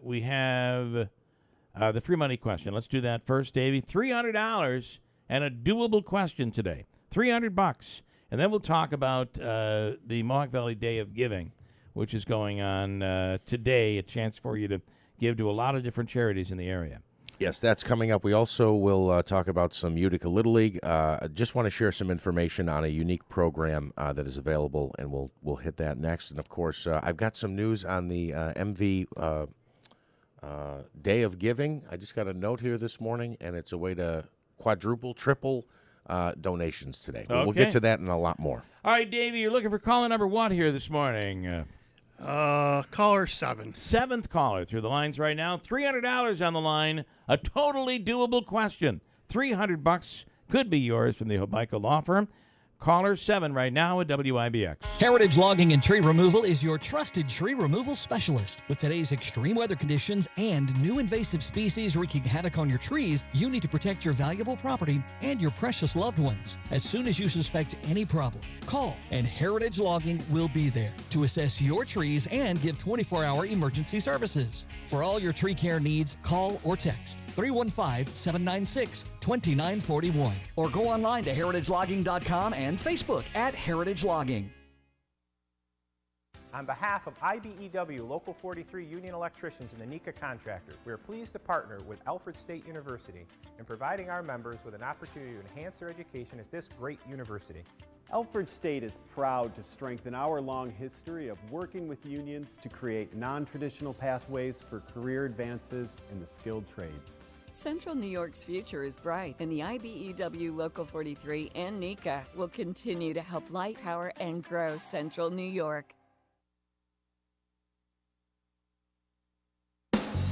It's truck season at Steve Ponte Chevrolet. If you're in the market for a truck that's like new but don't want to break the bank, stop into Steve Ponte Chevrolet and choose from over 25 certified pre-owned trucks. Test drive a 2022 Chevrolet Silverado Crew Cab 4-wheel drive with only 14,000 miles, or a 2023 Chevrolet Tahoe LS 4-wheel drive with 29,000 miles. With GM certification, you'll get a 6-year, 100,000-mile powertrain limited warranty and an additional 1-year bumper-to-bumper limited warranty. At Steve Ponte Chevrolet, you can find new roads and save. You'll drive with confidence knowing your vehicle is covered. Visit us online anytime at StevePonteChevy.com to browse our complete inventory. Steve Ponte Chevrolet, Route 28 in Herkimer. Stop by and see why it's always easy to do business at Steve Ponte Chevrolet, your family-owned and operated dealership.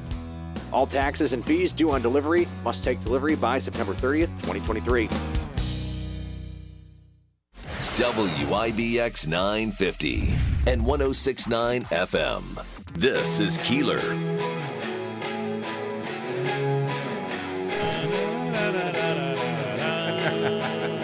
No, you're kidding me. What?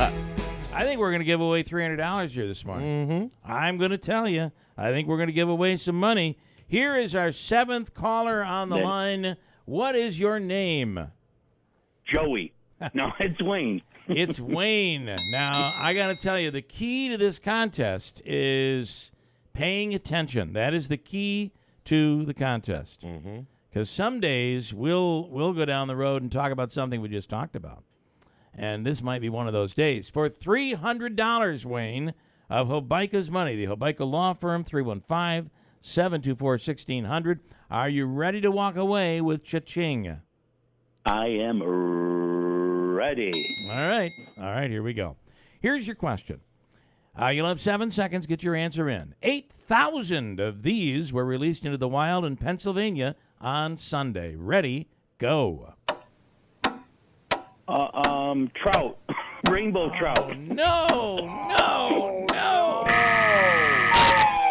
Oh, migrants. I'm sorry, immigrant. I'm sorry. I was paying attention and I said the wrong thing, right? Am I right? No, minks. No, minks. You weren't listening early. You weren't listening early. Wow. I was getting the boy ready and doing his breakfast. The little animal, minks. 8,000 were released by animal activists. Close. And they're all dying because they don't know how to live in the wild. It's terrible. Jackson knew the answer. He didn't know the answer. He just told me he knew the answer. Why didn't you say it faster? It was minks. I thought for sure. Well, trout was a good answer. Migrants was even better. Hey, at least I gave answers. You did. All right, we're going to give you the all-in-one food and fun card from the Comets and Aquavino. It's a $25 gift card. Aquavino in New Hartford, Babes, the 72 Tavern and Grill, which is opening back up for the hockey season. Taylor and the Cook and any of the concession stands at Nexus and the Adirondack Bank Center. Okay, Wayne, stand by. Davey's going to mail this to you. Thank you, guys. Always fun. Thank you, man. Thank you, man. Look, there are people screaming at their radios right now. That was minks. Free money. Yeah. That was free money. I mean, you agree with me? The minute that question came out, you're like, Wayne has this. Yes, no question about it. I thought his answers were better, but all not right. for any money. I'm going to let you handle this. Yes. This is baseball. So, Mike Gentile in studio, of course, the administrator for Little League District 10, and there's a unique You don't want to program. talk politics today, or we're just talking baseball? Need. Okay, all right, okay. Well, I guess we'll start here. Yes. A unique program. It's called the Challenger Program, and this is an opportunity for Utica area. Explain what it is. Yeah, so it is for both youth and adults, and it's the Challenger baseball program. So it's Little League's adaptive program, for people with developmental disabilities, just to get them out there, get them an opportunity to play. We have not had this program in District 10. We kind of started looking at it before COVID, then COVID, shut everything down. So we have an informational meeting tomorrow at the Utica Post 229 at 7 o'clock, just for people to come, give input, learn more about the program, get some idea on what we're going to do next. I've already talked to some great community partners that we'll be announcing pretty soon. So we're just really in a good spot, and we're going to start in the fall, and we're going to do some indoor stuff, and then get people kind of geared up, and then we'll be outside in the spring. One of the things that is unique and something that we're going to look at is, integration is always a key component. Sure. So if we have a child that's, let's say, 7 years old that can play in a quote-unquote normal Little League program, then we'll facilitate that and figure out how to integrate them into a normal program with additional supports or whatever's needed. Of course, for the adults, kind of the same thing. If they can hold their own in an integrated situation, obviously we don't have adult Little League programs, but there's obviously ways that they could integrate into a softball program or something like that.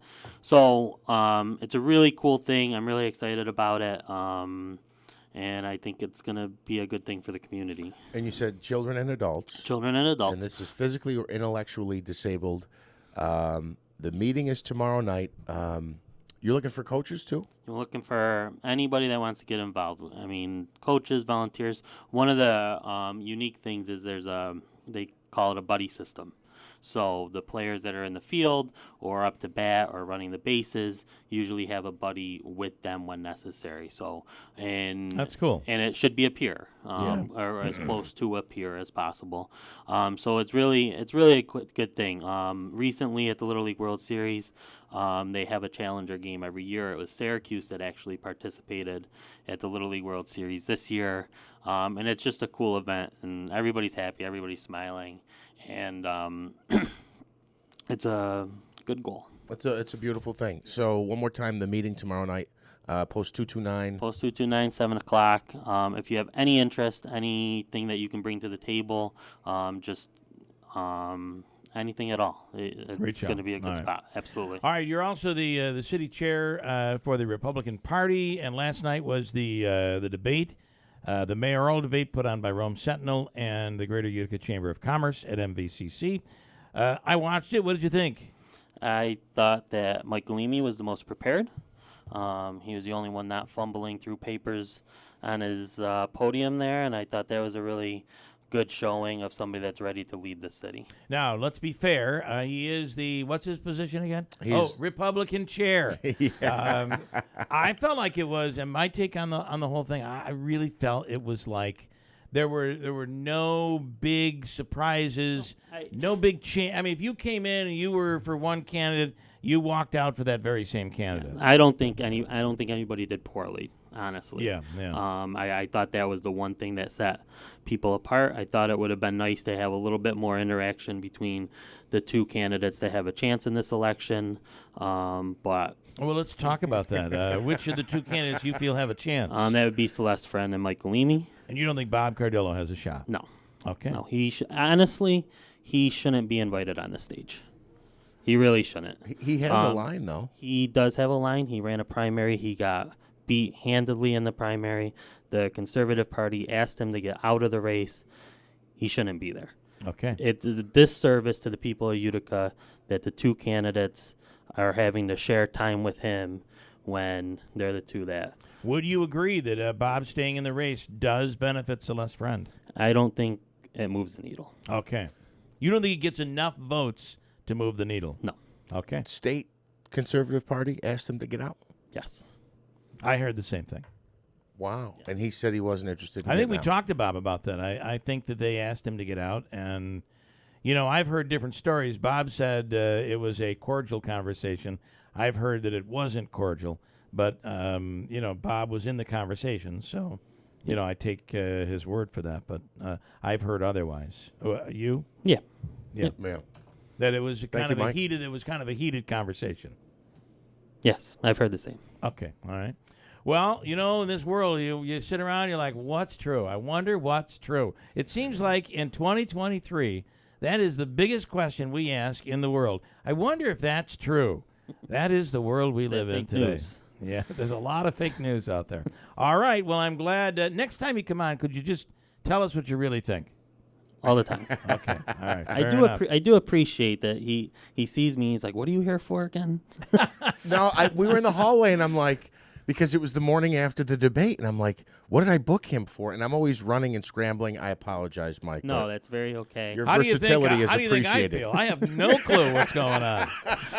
There's no prep. I don't even. But which is why I'm like, Jeff, you handle that. That is fair. I'll get into the political stuff, and I'm glad that I did. But it was an interesting debate. At the very least, I felt that all three candidates handled themselves very, very well, and I also was. It was interesting to see that the answers were all similar. They all had very similar answers. So whatever happens, I believe will be okay. It's going to be ground game.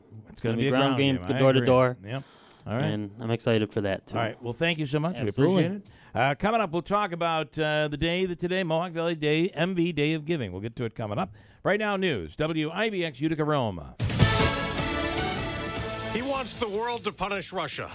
I'm Dave Anthony, Fox News. Ukraine's President Volodymyr Zelensky will go before the UN Security Council this morning, asking for more help to stop the invasion. Russia deserves it now. Terrorists have no right to hold nuclear weapons.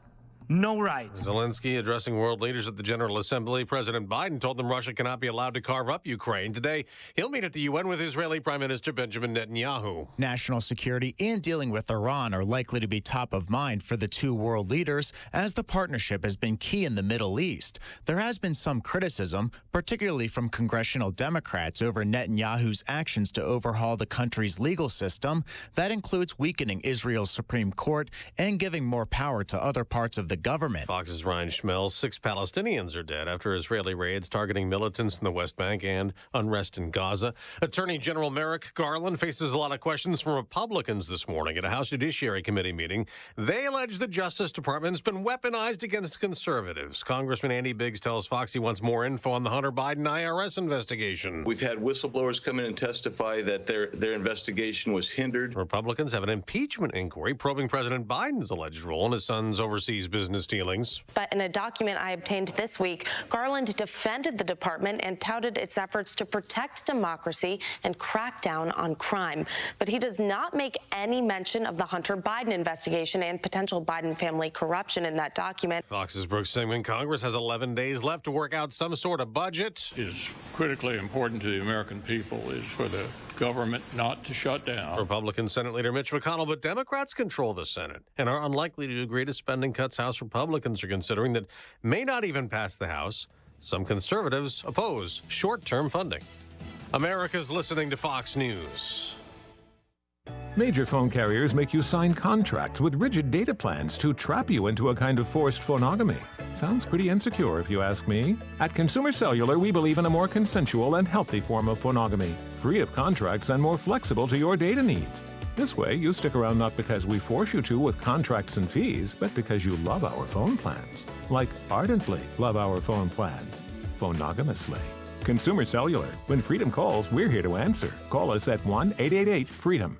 Hi, I'm Martha Stewart. Every year, more than 4 million pets enter shelters here in the United States. My friends at American Humane have been helping animals since 1877. The goal is to ensure that pets have a safe shelter, especially during natural disasters. Adopting a shelter pet allows shelters to help more animals awaiting care. Please consider adopting today and take some time to learn more about American Humane's other work at americanhumane.org. Good morning. We have some sunshine, and we are up to 46 degrees. WIBX News Time is 8:03, and this news update is brought to you by Cliff's Local Market. They keep you going. Well, an awful end to an upstate New York wedding reception as a drunk guest who had been asked to leave returned with a loaded assault weapon. That's according to state police, who say they were called to a residence on Stump Road in Skinny Atlas, where several of the wedding guests had restrained the armed man, identified as 46-year-old Christopher Caulfells. He is from the Camillus area. It's alleged that while at the wedding earlier in the day, he became highly intoxicated, was involved in multiple physical and verbal altercations, and also forcibly touched 4 female guests at the wedding. After being asked to leave, authorities say he did leave but returned soon after with an Anderson AM-15 assault rifle, walked into the driveway, loaded a 30-round magazine in, and then cycled the bolt action. Members of the wedding felt threatened. They became fearful. Fortunately, they were able to disarm and detain him until police arrived. He faces several charges, including criminal possession of a weapon and making a terroristic threat. What will your child be riding to school in the future? There is a mandate by 2035 that all school buses in New York State be electric, but is that feasible? You can read the thoughts of morning host Keeler right here on our website at WIBX950.com. I think what I said, is it a pipe dream? I think I said that. Yeah, and there's also the caveat there, and you put this in the story about 2027. While they all have to be electric by 2035, there is a requirement for purchases after 2027, and you can read about that and much more at WIBX950.com. While you're there, and if you're into fall foliage, check it out. The best place to see the beauty of autumn? Well, 2 of the top 10 destinations for fall foliage in the country are located here in New York State. Find them right now at WIBX950.com. And quickly to go over a poll from Siena College, this finds that a majority of New Yorkers are concerned about quality of life here in the state. 57% say quality of life in New York is getting worse compared to 14% who think it's getting better. 80% believe that the cost of living in New York is a significant issue. Other issues identified in that survey: crime, immigration, and affordable housing. WIBX News Time is coming up on 8:06. A chilly start, but sunshine and warmth this afternoon and tomorrow. Here's what we can expect from Eyewitness News. I'm Eyewitness News Chief Meteorologist Craig Flint in the WIBX Weather Center. Today, good deal of sunshine, but a bit cool, breezy at times, a high near 70. Tonight, clear, chilly, low near 40. Tomorrow, plenty of sunshine after a chilly early morning with temperatures in the upper 30s. Gorgeous in the afternoon, 70 to 75. For more on your local forecast, tune to Eyewitness News at 6 on WUTR. I'm meteorologist Craig Flint on WIBX 950 and 106.9 FM. All right, in sports, quickly in baseball, the Mets lost to the Marlins 4-3 after having a late 3-1 advantage. The Mets have just 11 games left in the regular season.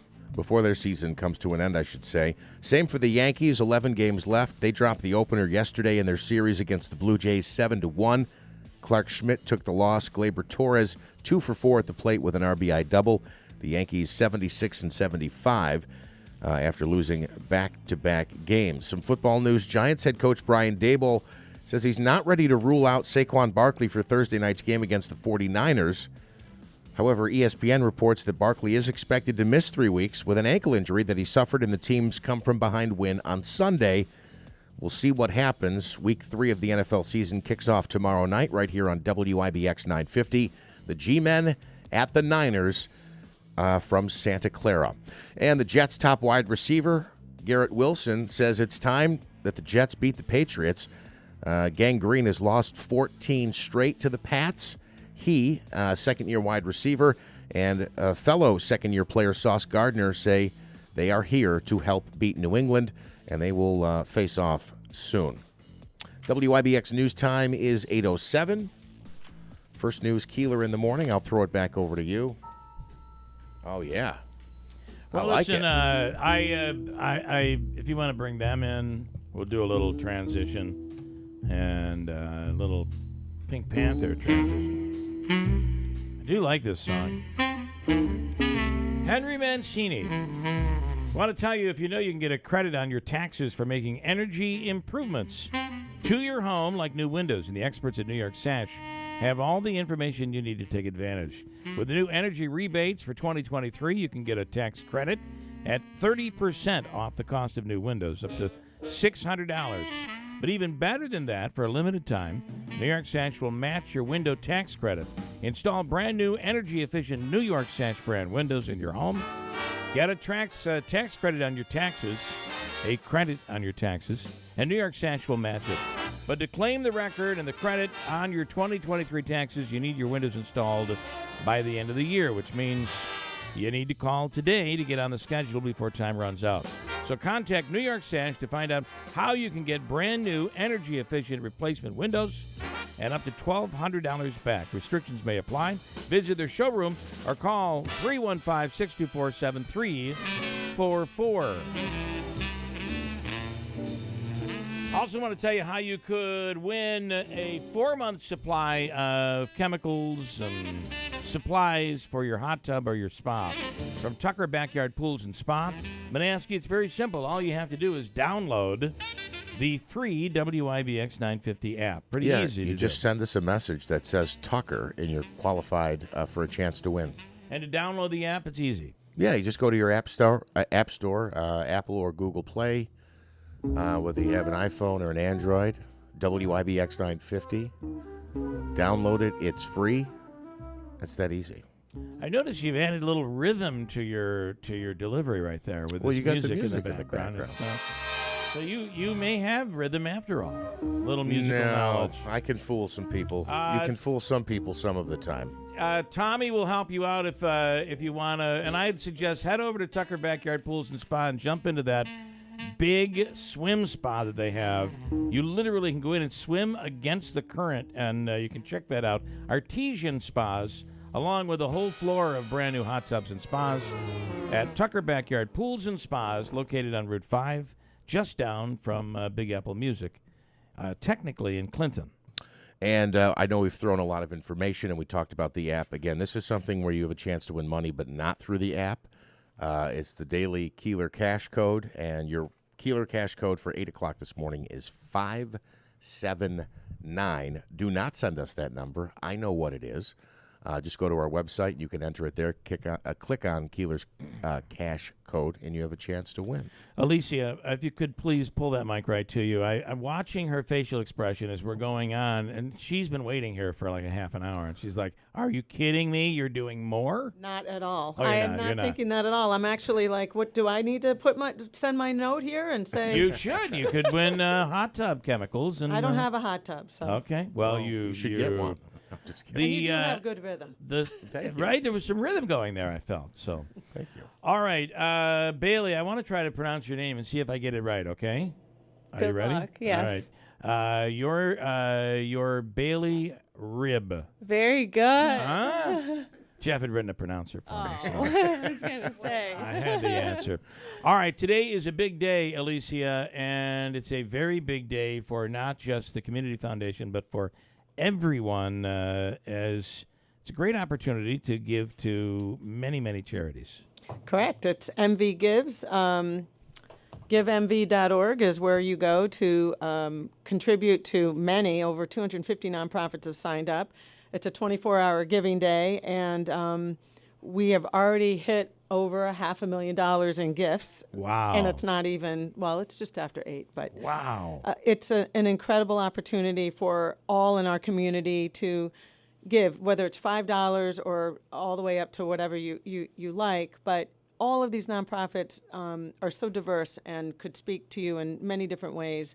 It's a great way for our residents to really get introduced to their work and get involved. And I do think you see people who, by the way, all tax deductible.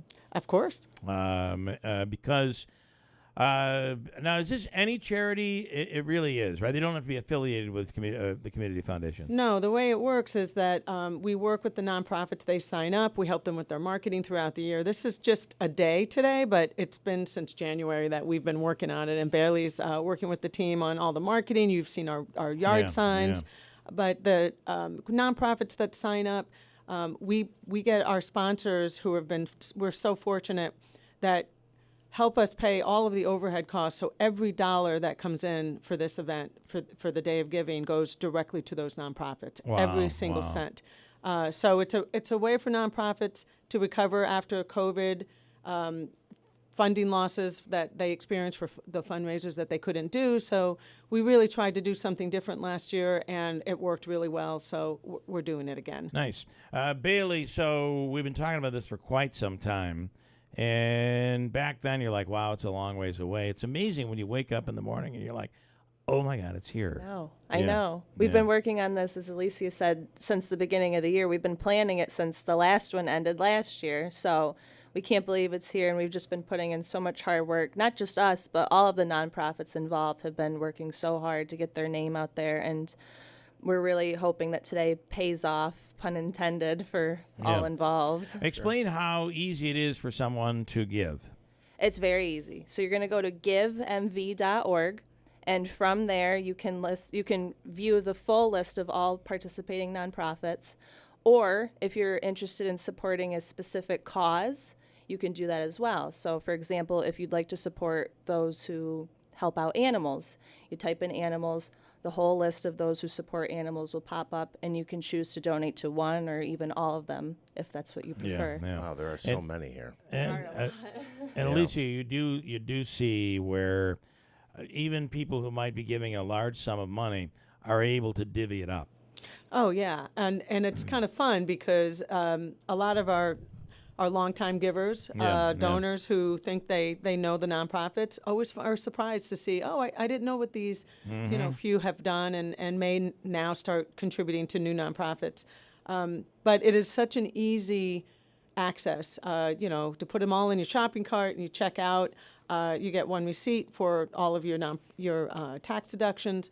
But what's really great about this is the exposure and getting a lot of our neighbors involved in giving where, who's asking all the time? You might get the mailer, but this makes it fun. There's a lot of prizes and incentives. Very generous donors doing, some matches. So they kind of game it a little bit. So it's a fun day, a little bit of competition. But at the end of the day, we're raising dollars for very important work. This is kind of like the concept of the world's largest yard sale, right? So you have one big yard sale. There's multiple people involved. You go to one place. It's good for the customer. It's good for the person holding the yard sale. This is the exact same concept. Maybe not exact. But well, you're right. You're right. You're not going to get a 50-cent deal like you would at the yard sale. Or those old-style ice skates, That's the ones true. that Very they don't good make point. anymore. Very good point. But I do like the one-stop shopping. That's really a great way to go in. And also it benefits these small charities that might not get the limelight without an event like this. Yeah, and I think to your point about the yard sale analogy, when you do make your purchase, you may not get an item out of that yard sale, but what you're getting is really feeling good about contributing to something that matters to you.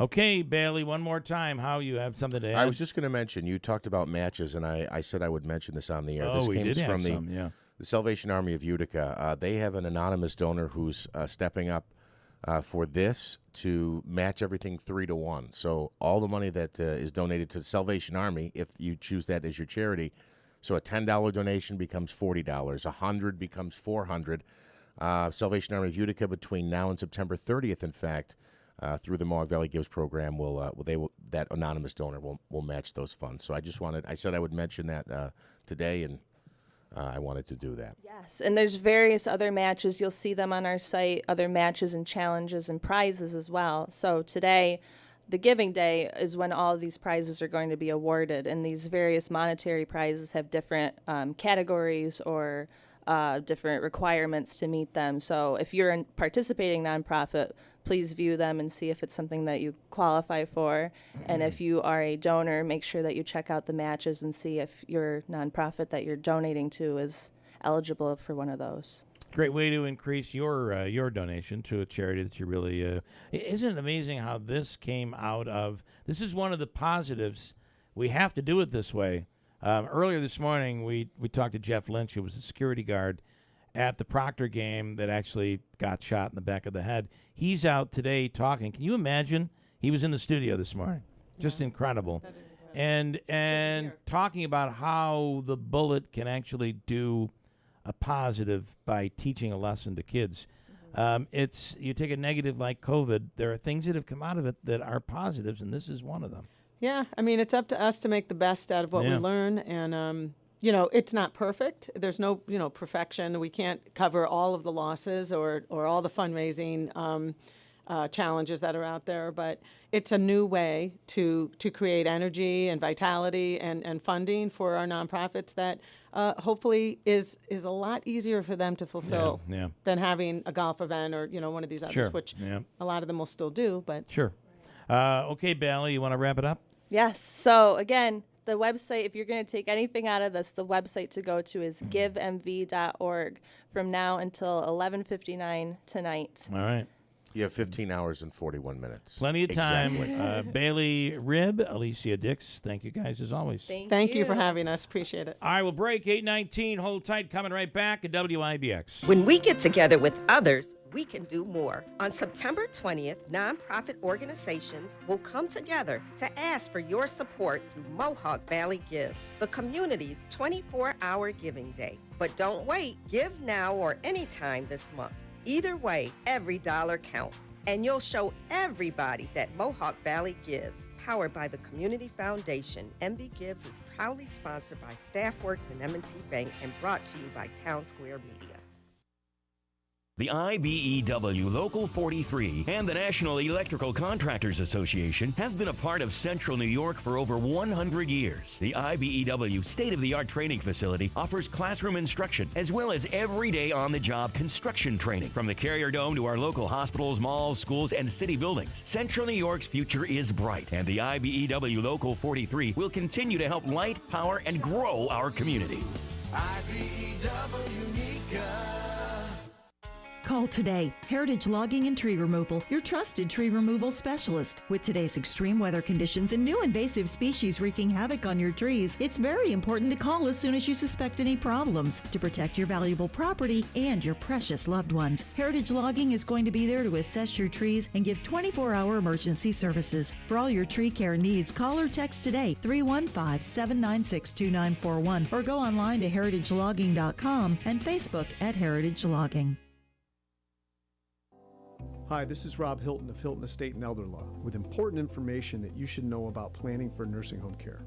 The best way, of course, is to plan ahead. The key is to make sure that you make decisions far ahead of the time that you need a nursing home. Getting the basic pieces in place, including power of attorney, healthcare proxy, will, trust, all those things, and working closely with your family to make sure you're organized and ready to go in case the worst happens. You should also know there are strategies you can employ, even if you currently have a loved one in a nursing home. When there's a crisis and someone's entered a nursing home, there are things we can do to act very quickly to protect some of the assets. It really does require that an elder law attorney be involved because the techniques that are used are very technical in nature.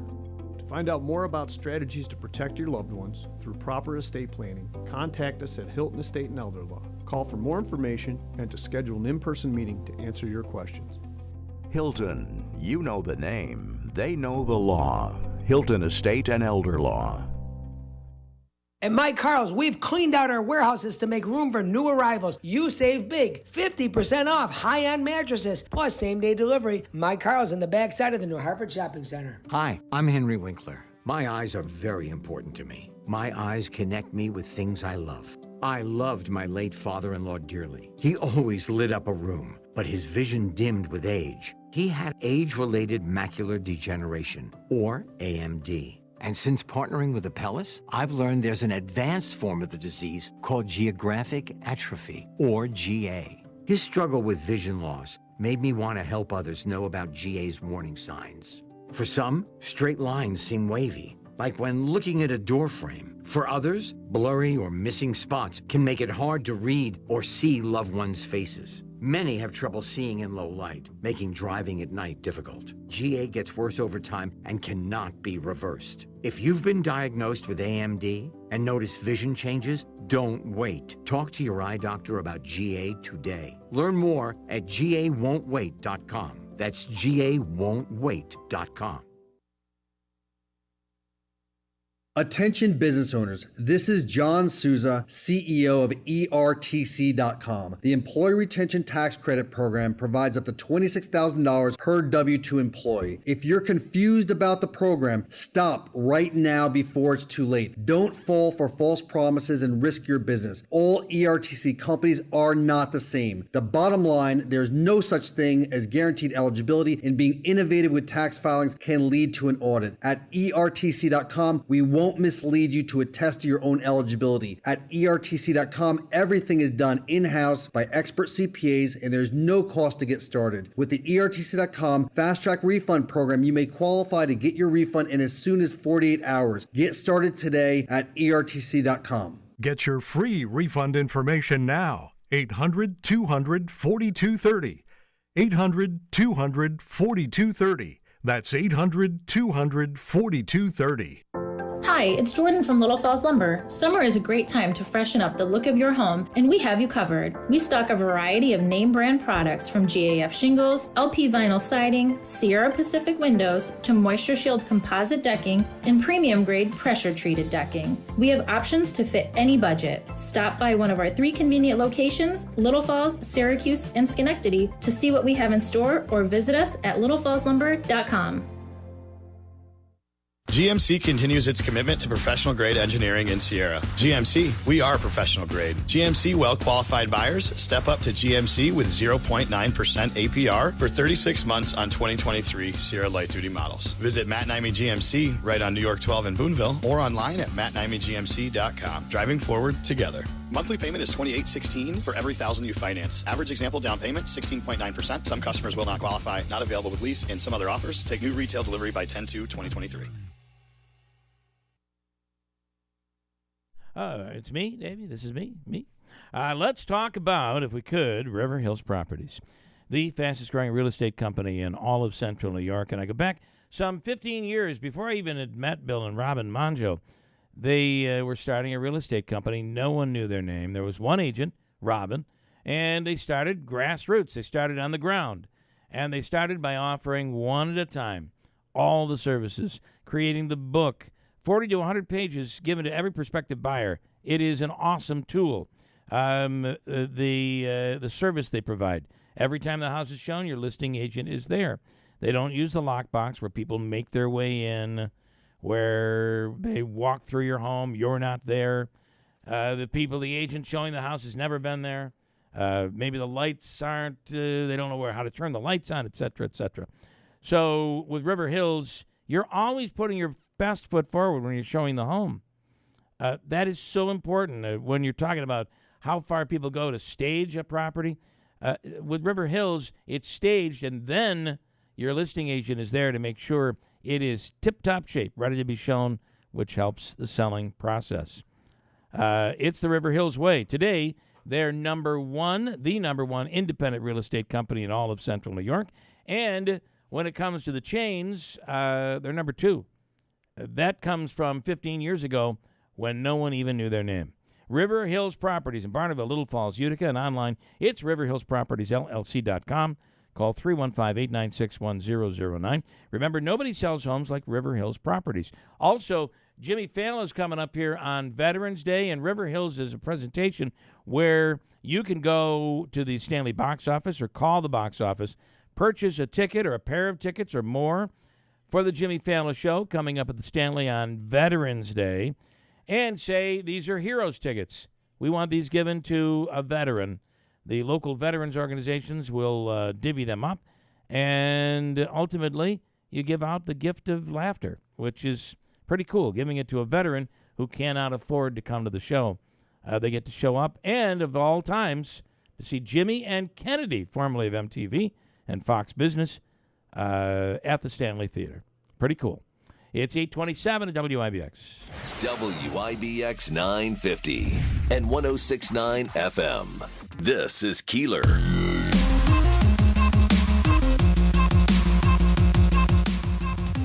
Alrighty now. In studio is Dr. Sheridan Mish. We saw a Mets game together recently. We'll have you use this one, yeah. Come right on over here and get yourself comfortable, and there you go. Good morning. Good morning, Bill. It's like they say about Bill and I. They don't know which one of us is working today, so we're rotating the mics in and out. Mics are been all over the place today. It's crazy. So I see you brought a few things along. That's very interesting. And let's talk about, first of all, you wanted to talk about Mohonk? Well, yeah, so I wanted to mention, and Sheridan, I know, as a matter of fact, your brother was listening the day after we went to the game because he sent me a message during it. I was trying to do my best to explain, for lack of a better term in my words, I call you a spiritual being. You're about, a positive energy, and that's really demonstrated in these lake dives that you do, the Mish dips, if you will. But we visited Mohonk, New York, which I had never heard of before. And as I was doing the news this morning, there's a list of, the best places to see fall foliage. New York had 2 spots on the national top 10 list, and one of them was Mohonk, New York, which I thought was funny. Yeah, it's New York is a beautiful state, and I just love going all parts of New York. And, are you from here? I'm from Utica. Okay. Yeah, grew up. Because most people from Utica hate New York, and to hear. But you're right; it is a beautiful state. There's so much that we have to offer in this state. Yeah, I mean, you can go from one corner to the next. I mean, unless you're trying to go from Buffalo to Montauk, right. But you can go from one corner of the state to the other and really, enjoy it in one day. I mean, it's amazing what we're able to do to get to go see Broadway theater, to be able to go see high-end sports, to travel to the Adirondacks and Catskills to see the foliage change. And I'm not sure which one of the lists that you saw with the Mohonk on there, but I know Saranac Lake also was on the list of one of the places to go see. That's another thing. We live in a world today. Everybody's got a list. They're all different. So I was just telling them, we came back up. I've gotten into the habit of, and I'm so glad we did this time, when we have to go to New York, and we've had to do it several times over the course of the last year. We started taking the train, and sometimes it can be a little expensive, but for the most part, you can get a good rate because my wife hates my driving, and I don't get it. I'm an amazing driver. I feel like it's me right here, and then AJ Foyt just a little bit above me. But so glad I didn't drive this weekend because the General Assembly is in New York, and it's. Yeah. You'll sit in traffic to get a couple of blocks for 25, 30 minutes. So we took the train up, and we wanted to leave a little early, and we had the train all booked. You got to buy your ticket. And then I'm looking along, and I'm like, oh, we could pick up a train at 3:45, and it's the river, like the scenic river route or something. And for $30 additional, we got a room on the train. Have you ever done a room on the train? I have not. I've heard of a number of people who have. They love it. I mean, it's a little tight in there. There's literally a bathroom in there. There's a bed, and you just close the curtain. You get free meals and free drinks on the way up. But the visual, it was even a cloudy day. But you look at like Mohonk and up when you're looking up on the mountain as you're coming through. You see the Catskills. The Hudson River is an amazing river that you really see on the train. But that part of New York is quite amazing that we around here don't normally see. Mm-hmm. And I wanted to ask you, do you know, someone who's explored, do you know as you're coming out of New York, so you get out of Nyack and, past that mall that's on the left-hand side, and then if you look to the left, up on this, almost a mountain, up on this hill, it looks like there's a big resort up there. Do you know what that resort is? I do not have that answer. No one can answer that question for me. And it's not as far up as Poughkeepsie, so it's not Mohonk. I just don't know. I don't know what it is. Maybe somebody out there can call Davey and let us know. Anything else we want to talk about? I love New York. I'll be back down there for the Mets final game of the season. You are going October to. 1st, so yeah. I'll see if I can find out what that place is. You'll see it on there when you're going down on the right-hand side, and then when you a clear shot of it up there on the hill when you're coming back up. I'll just mention, I talked about the Mish dips. You do quite a bit of exploring in New York. What is your mindset behind those? What are you trying to achieve with that? Well, I'll tell you, the Mish dip really is something to be able to get me to connect with nature by and large, and also just spread a message of love and optimism and positivity. We do an affirmation of the day prior to dipping in whatever body of water that it is. And, I was just reading the other day that in the, not to get religious on anything, but for anybody that does read the Bible, Genesis 1:1, God created the heavens and the earth. Yeah. Genesis 1:2, there was the Spirit of God above the water. So he created water before he even created the light or the dark or the land. I think there's something, you talk about spiritual, I think there's something about just dipping in water and coming out of that. We love human beings love the water, right? Yeah. We just and he does too. I mean, even you do polar plunges and just an all-around really great positive guy. I encourage people to follow you on Facebook because you have a lot of positive messages up there. And in addition to all that, you are an excellent chiropractor who I've visited several times. And also, I just wanted to say, being religious and you're still willing to hang around us, I just thank you for that. Well, it's got to save the souls, Means the world. Well, Jesus did just that, right? All right, so what have you brought along with you here today? Davey, does somebody have the answer to that? They do. All right, do you mind? Yeah. Here's Tom with that big resort. It's right on a cliff. Hi, Tom. Good morning. Yeah, it's the Mohonk Mountain House. It's that far down. I kind of felt like we weren't that far up to Mohonk yet, but maybe we were. Surprisingly, it's a different kind of angle. It's the Mohonk Mountain House. Have you ever done that? I have not been. I have not been to the Mohonk Mountain House because it's I imagine it's fairly expensive, but it is famous, and it's if you like walking in the wilderness and the trails and plunging in a lake and that sort of thing, it is the coolest resort for that, right? Yep. Yeah. Okay. All right, Tom. Thank you. That was I knew great. you'd have the answer. Thank you, Tom. Bye. All right. Thank you. Appreciate that. Okay. So you brought along some chiropractor equipment. Would we call it that? Yeah, that's a great way to put it. So this week has been a great week in chiropractic. Monday, September 18th, that was Chiropractic's 128th birthday. Wow. And uniquely, chiropractic is the only healthcare profession that was founded in the United States of America. Did not know that.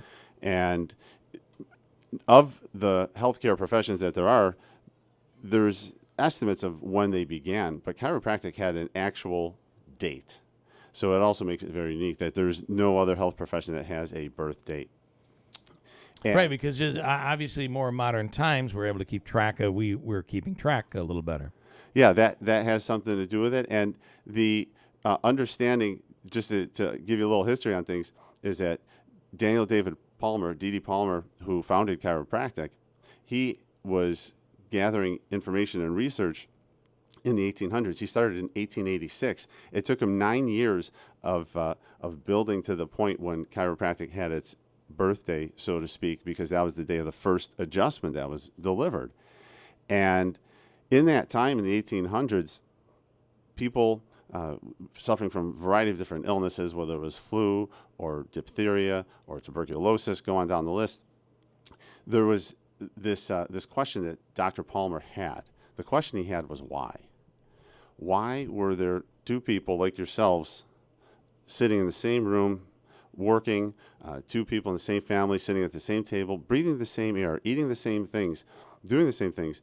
One person was sick and one person was healthy. Yeah. Back in that time, there was different thoughts. One was, well, maybe there was bad spirits. Evil spirits are getting into people. That's why we say God bless you, because there was the belief that when you sneezed, your spirit went out. Evil spirits could get in and make you sick. So God bless you. There was also the belief that the blood was poisoned.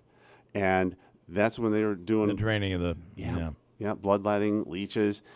Dr. Palmer, he said there's something else. He knew the science that the nervous system controlled everything, and that if the brain is controlling everything, sending the message through the spine to all the parts of the body, that what could interfere with that communication and control?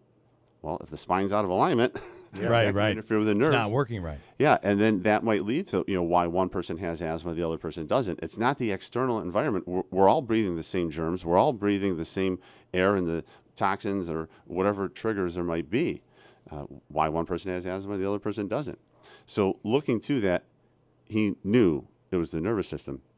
That's where he came up with the idea that if something's out of alignment, you make an adjustment, it's going to correct that problem. So you feel this is saying that it's more than just lower back pain or neck pain. It's about putting yourself in the healthiest state to move forward. That's correct. Yeah, interesting. And I'm glad you mentioned that because that's a great segue to this about pain. Because pain, about 9% of your nervous system are pain nerves. That leaves 91% of your nerves doing other things. Yeah. Those are the nerves that are controlling your organs, your muscles, your balance, your immune system. So how would we measure that? And that's the thing when it comes to chiropractic is we're able to look at structure, whether it's your posture, take x-rays, which coincidentally, x-rays were also discovered in 1895, the same year that chiropractic was founded. I didn't realize that. And I didn't realize it was so old. I didn't either. X-ray, yeah. I didn't know that technology existed back then. No, certainly not like it does today, I'm sure. And the same thing with chiropractic. The X-ray was there, the power was there, but the refinement and the ability to be that much more specific and to be able to assess to that greater degree, to be able to catch things earlier as well to help people. So that's what this technology is, this MyoVision. And what we're able to do is assess how the nervous system is working. I can ask you, Bill, hey, how you feeling? And we'll ask our patients that. Sure. But then to be able to dive deeper into how are the muscles working, how's the organs, the autonomic nervous system controlling your organs and immune system. So that's what we utilize here with this technology. And I can do this with Jeff or someone else just to kind of show a quick little thing. Jeff was just saying earlier, I'm feeling like I need some help. You were saying that earlier. So in many things. Maybe it had nothing to do with your back. I'm sorry. So one of the things we do, these are dual inclinometers. I'm not going to use this. This takes a little extra time too. But we're able to put these on different parts of the spine and measure as people move, bending forwards, backwards, side to side, and turning, and gives us a specific degree measurement. So that allows us to assess how well people are moving.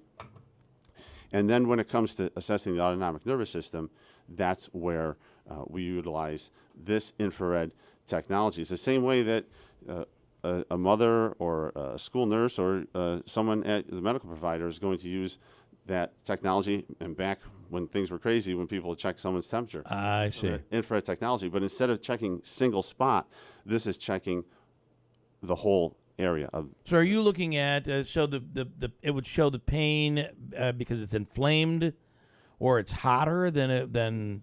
Yeah, that's exactly it. It can be hotter or colder. Oh, okay. But that's the autonomic nervous system because one of your organs is your skin, and so that when there's a dysfunction, when those nerves go into the area, that you may pick up inflammation if something is inflamed or swollen, injured, but also that blood supply could be restricted to the area. We're able to determine that difference. Okay. And with that high specificity for that sensitivity. So just to kind of show here.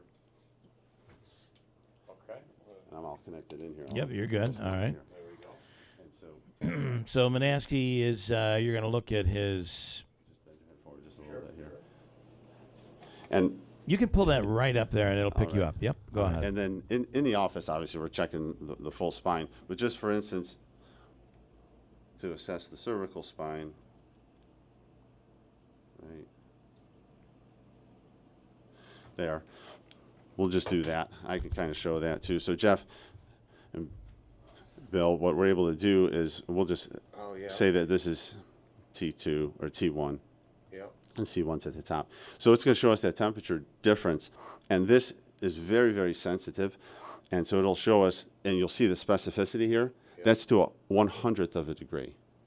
Yeah. So the most temperature is measured, if you're checking someone's temperature, it's at a tenth of the, so I would assume the coolest part there is my shirt, right? And then you got the back of my neck, my head, my hairline. Exactly. So it's going to show us on one side or the other that it's redder, it's hotter. So something is either say maybe inflamed or this side might be cooler because that blood supply is being cut off to Restricted, that. yeah, sure. Exactly. And so then we're able to also assess that. And this is with the specificity. So we use this for the sensitivity, and then this is the specificity. Earlier you were saying about a phrase that people use is move the needle.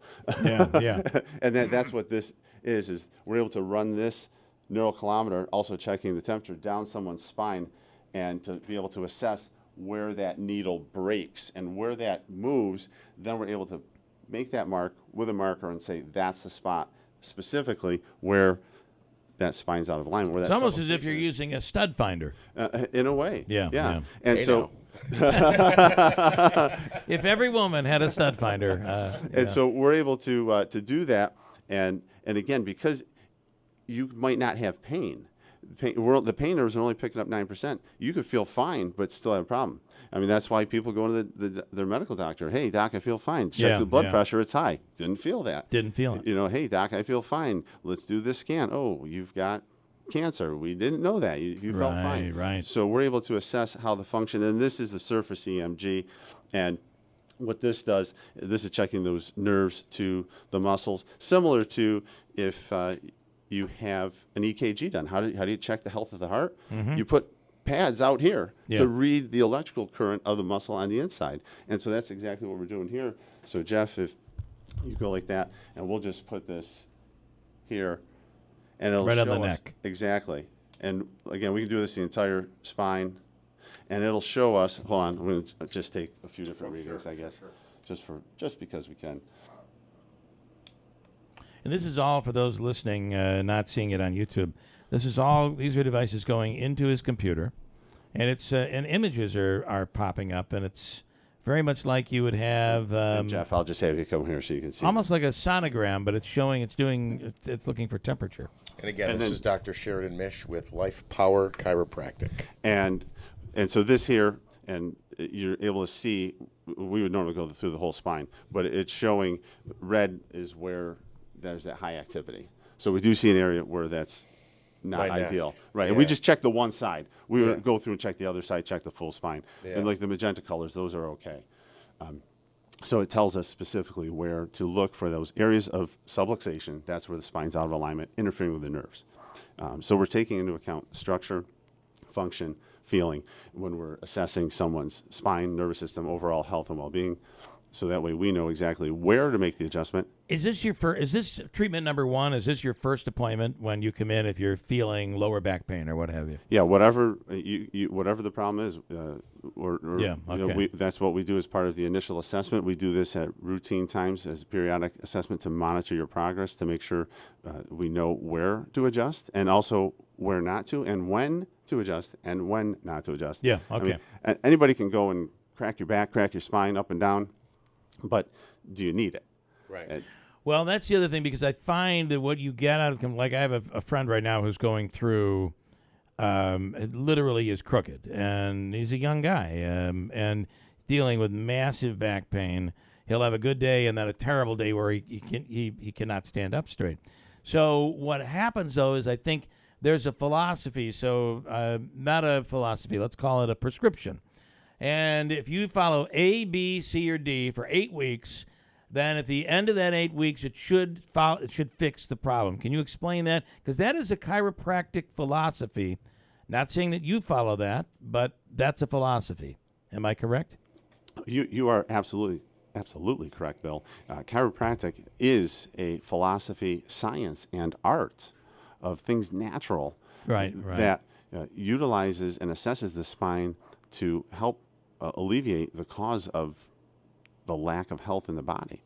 And so the understanding is this: the philosophy is asking why is this problem happening, and then that science knows different tissues take different lengths of time to heal. So if you have a cut, it takes a couple weeks. If you have a sprain, strained muscles, tendons, ligaments, that might take 6 to 12 weeks.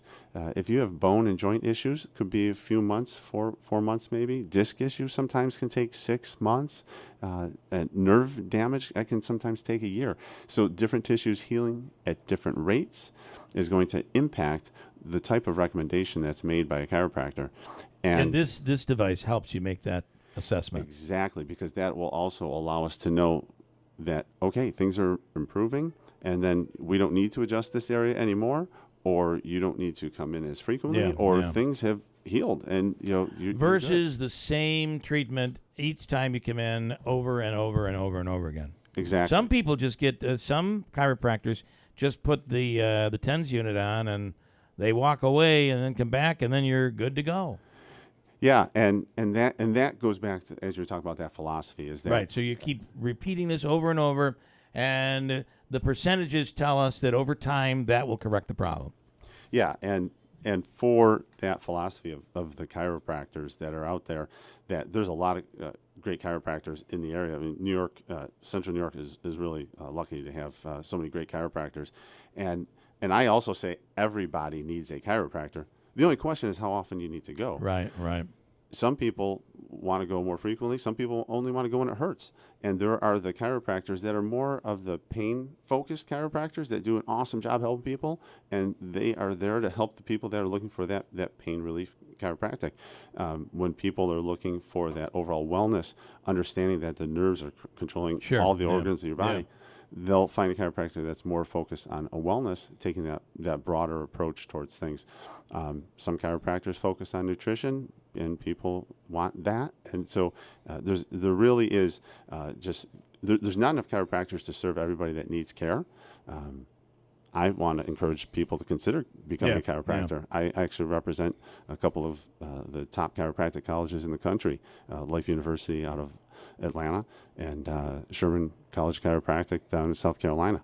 And so I go to different schools, colleges, high schools, and try to explain. So you're a recruiter. Yeah, in a way, volunteer. Right. But I do that. But it's needed. It is absolutely needed, and this is all along the same philosophy of if you put your body in the best position to maybe heal itself or to stay healthy, that is a major key to all of this, I would think.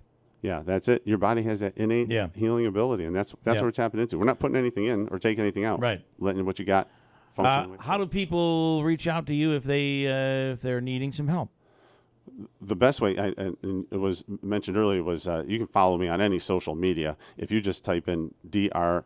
Sheridan Mish, DrSheridanMish, you'll find me on all forms of social media. Okay. You'll be able to watch the Mish Dips. But and if you just look me up, Dr. Sheridan Mish or Life Power Chiropractic. Okay. And we've got offices in Utica, Wampsville, Long Lake, and Saranac Lake.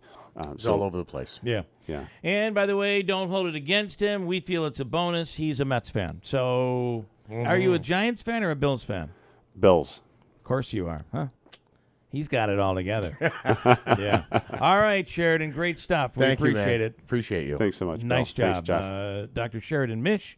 He is a Mets fan, which I'll make the transition here and bring in fellow Mets fan Ryan Nobles, who's on the line. Ryan, good morning.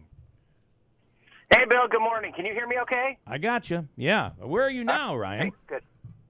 I'm stuck on Route 395 heading into Washington this morning. So lovely Washington, D.C. traffic. Well, we've got you. We have you perfectly, and we'll get to politics in a second, but we didn't get a chance to talk the Bills last week. Let's do that now. A good, healthy, promising comeback over the weekend. Yeah, they looked a lot better, and I have to say I'm quite relieved because I have a group of 22 people that are joining me this Sunday at FedEx Field in Landover, Maryland for the Commanders-Bills game. Wow. So if the Bills have gone into that game 0-2 and the Commanders riding high 2-0, I don't know how much fun it would be. But yeah, I felt a lot better about it. I think the Raiders are not a very good team, so it's hard to get too excited about it. So I just think, it's going to be a couple weeks before we see the trajectory of the Bills. Let me tell you this, Bill. I'm getting a little concerned about my Bills fandom in that I have so much anxiety about them. I want them to win so badly that I'm to the point now where the losses hit me way harder, and I don't enjoy the wins as much. And I don't know. That's not a good trend, to be honest. Yeah, I mean, you're to the point now where you're like, well, listen, the Raiders aren't all that good. I can't celebrate too much here. But, boy, that Jets opener hurt. And Josh Allen's performance was just so so out of sorts. You had this hope that he had improved, and he was making the right decisions, and he's grown another year, and then we saw that. It almost felt like, wow, we're going nowhere. I mean, I heard loyal Bills fans saying, I don't think Josh Allen is our guy after all. Well, I'll tell you this. First of all, I'm of the firm belief that Josh Allen is everything. He is, and I think those two games demonstrate that. He will determine how far the team goes, and I still believe he's one of, if not the best quarterback in the league. But what, the Monday night game exposed is that Josh has got to understand that this isn't his rookie season anymore, or year two, where he was kind of the sole player without a cast of characters. He has a cast of characters now, and I think that last drive on the Monday night game where he just stayed within himself and, Stephon Diggs, everyone in the building knew he wanted to throw the ball to Stephon Diggs, and he got open like 4 times in a row. Yeah. So just wait for Stephon to get open. You don't have to throw it in between 3 people to a junior receiver to try and make a hero play. Just rely on your teammates. You've got, and I think once he feels more comfortable in that space and knows that he can rely on them, he'll be okay. But you never know. The NFL is a strange game. And I also think the loss of Aaron Rodgers had more of a negative effect on the Bills than it did the Jets.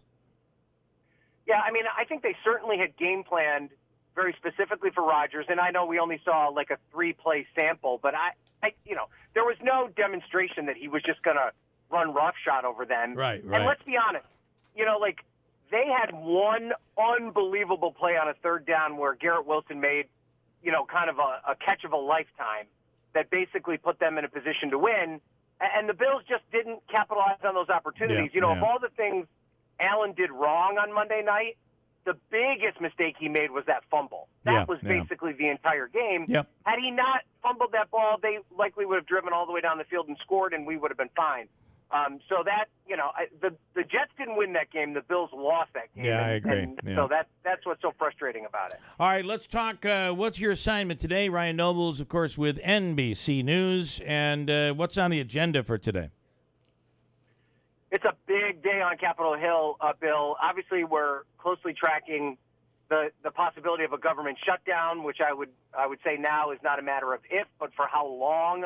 House Republicans can't even pass a bill amongst their own conference, much less pass a bill that would pass the Senate and be signed into law by President Biden. So we'll continue to track that. But the big kind of news of day thing that's happening today on Capitol Hill is that the Attorney General Merrick Garland is going to appear before the House Judiciary Committee, which, of course, as you know, the chairman of that committee is Jim Jordan, who is one of Garland's biggest and most vocal critics. This will be the first time Garland appears. Think of this, Bill. This is the first time Garland's on the Hill after the Hunter Biden indictment falls apart, the plea arrangement falls apart, after he appoints a special counsel for Hunter Biden. It's the first time he's appeared since all this bevy of indictments have come down against former President Trump. It comes after they've asked the Judiciary Committee, specifically asked David Weiss, the special counsel on the Hunter Biden probe, to appear before the House Judiciary Committee, and it comes after the impeachment inquiries launched into President Biden. So there's a long list of things that Jim Jordan is going to try and nail Merrick Garland on, and from what we've seen already of Merrick Garland's testimony, he's going to be pretty defiant and push back and say that the Department of Justice is an independent agency not influenced by politics. But there's no doubt there's going to be a lot of fireworks when that hearing kicks off at 10 a.m. this morning. My guess is, if I'm a betting man, I say Jim Jordan's sleeves will be rolled up. Yeah, and the jacket will be off. He'll be holding the jacket for sure. No doubt about it. Yeah. All right, sounds like going to be a very interesting day and a very interesting NBC Nightly News with Lester Holt. So we'll be watching, Ryan. We appreciate the time. Go Bills, and we'll talk next week. All right, thank you, Bill. Have a good one. Safe travels in the traffic there. Good luck. All right. All right. Okay.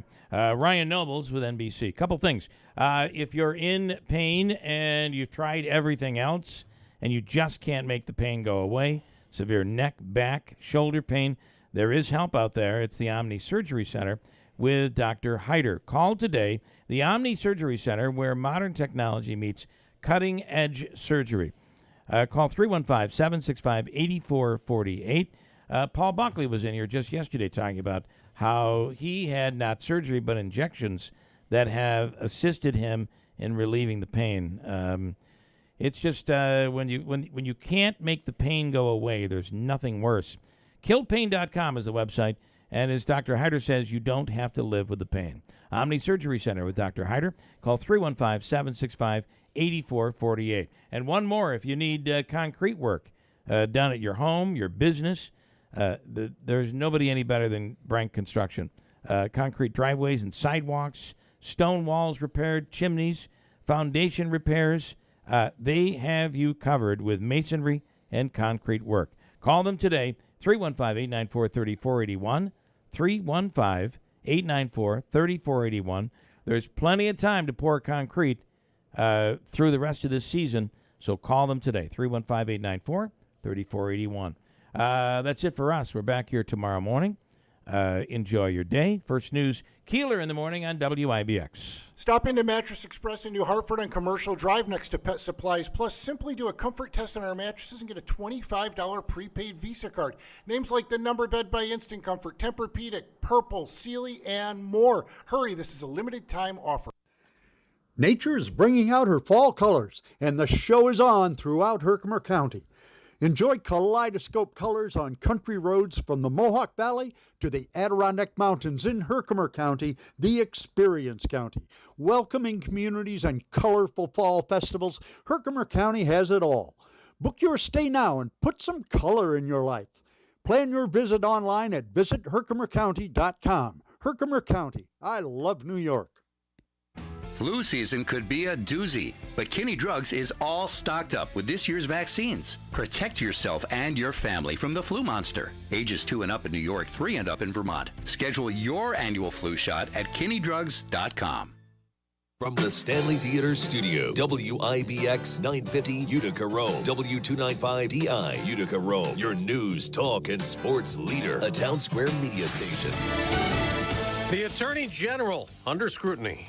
I'm Dave Anthony, Fox News. Merrick Garland will be questioned next hour at a House Judiciary Committee hearing as Republicans, led by Chairman Jim Jordan, who tell Fox Business their investigation into President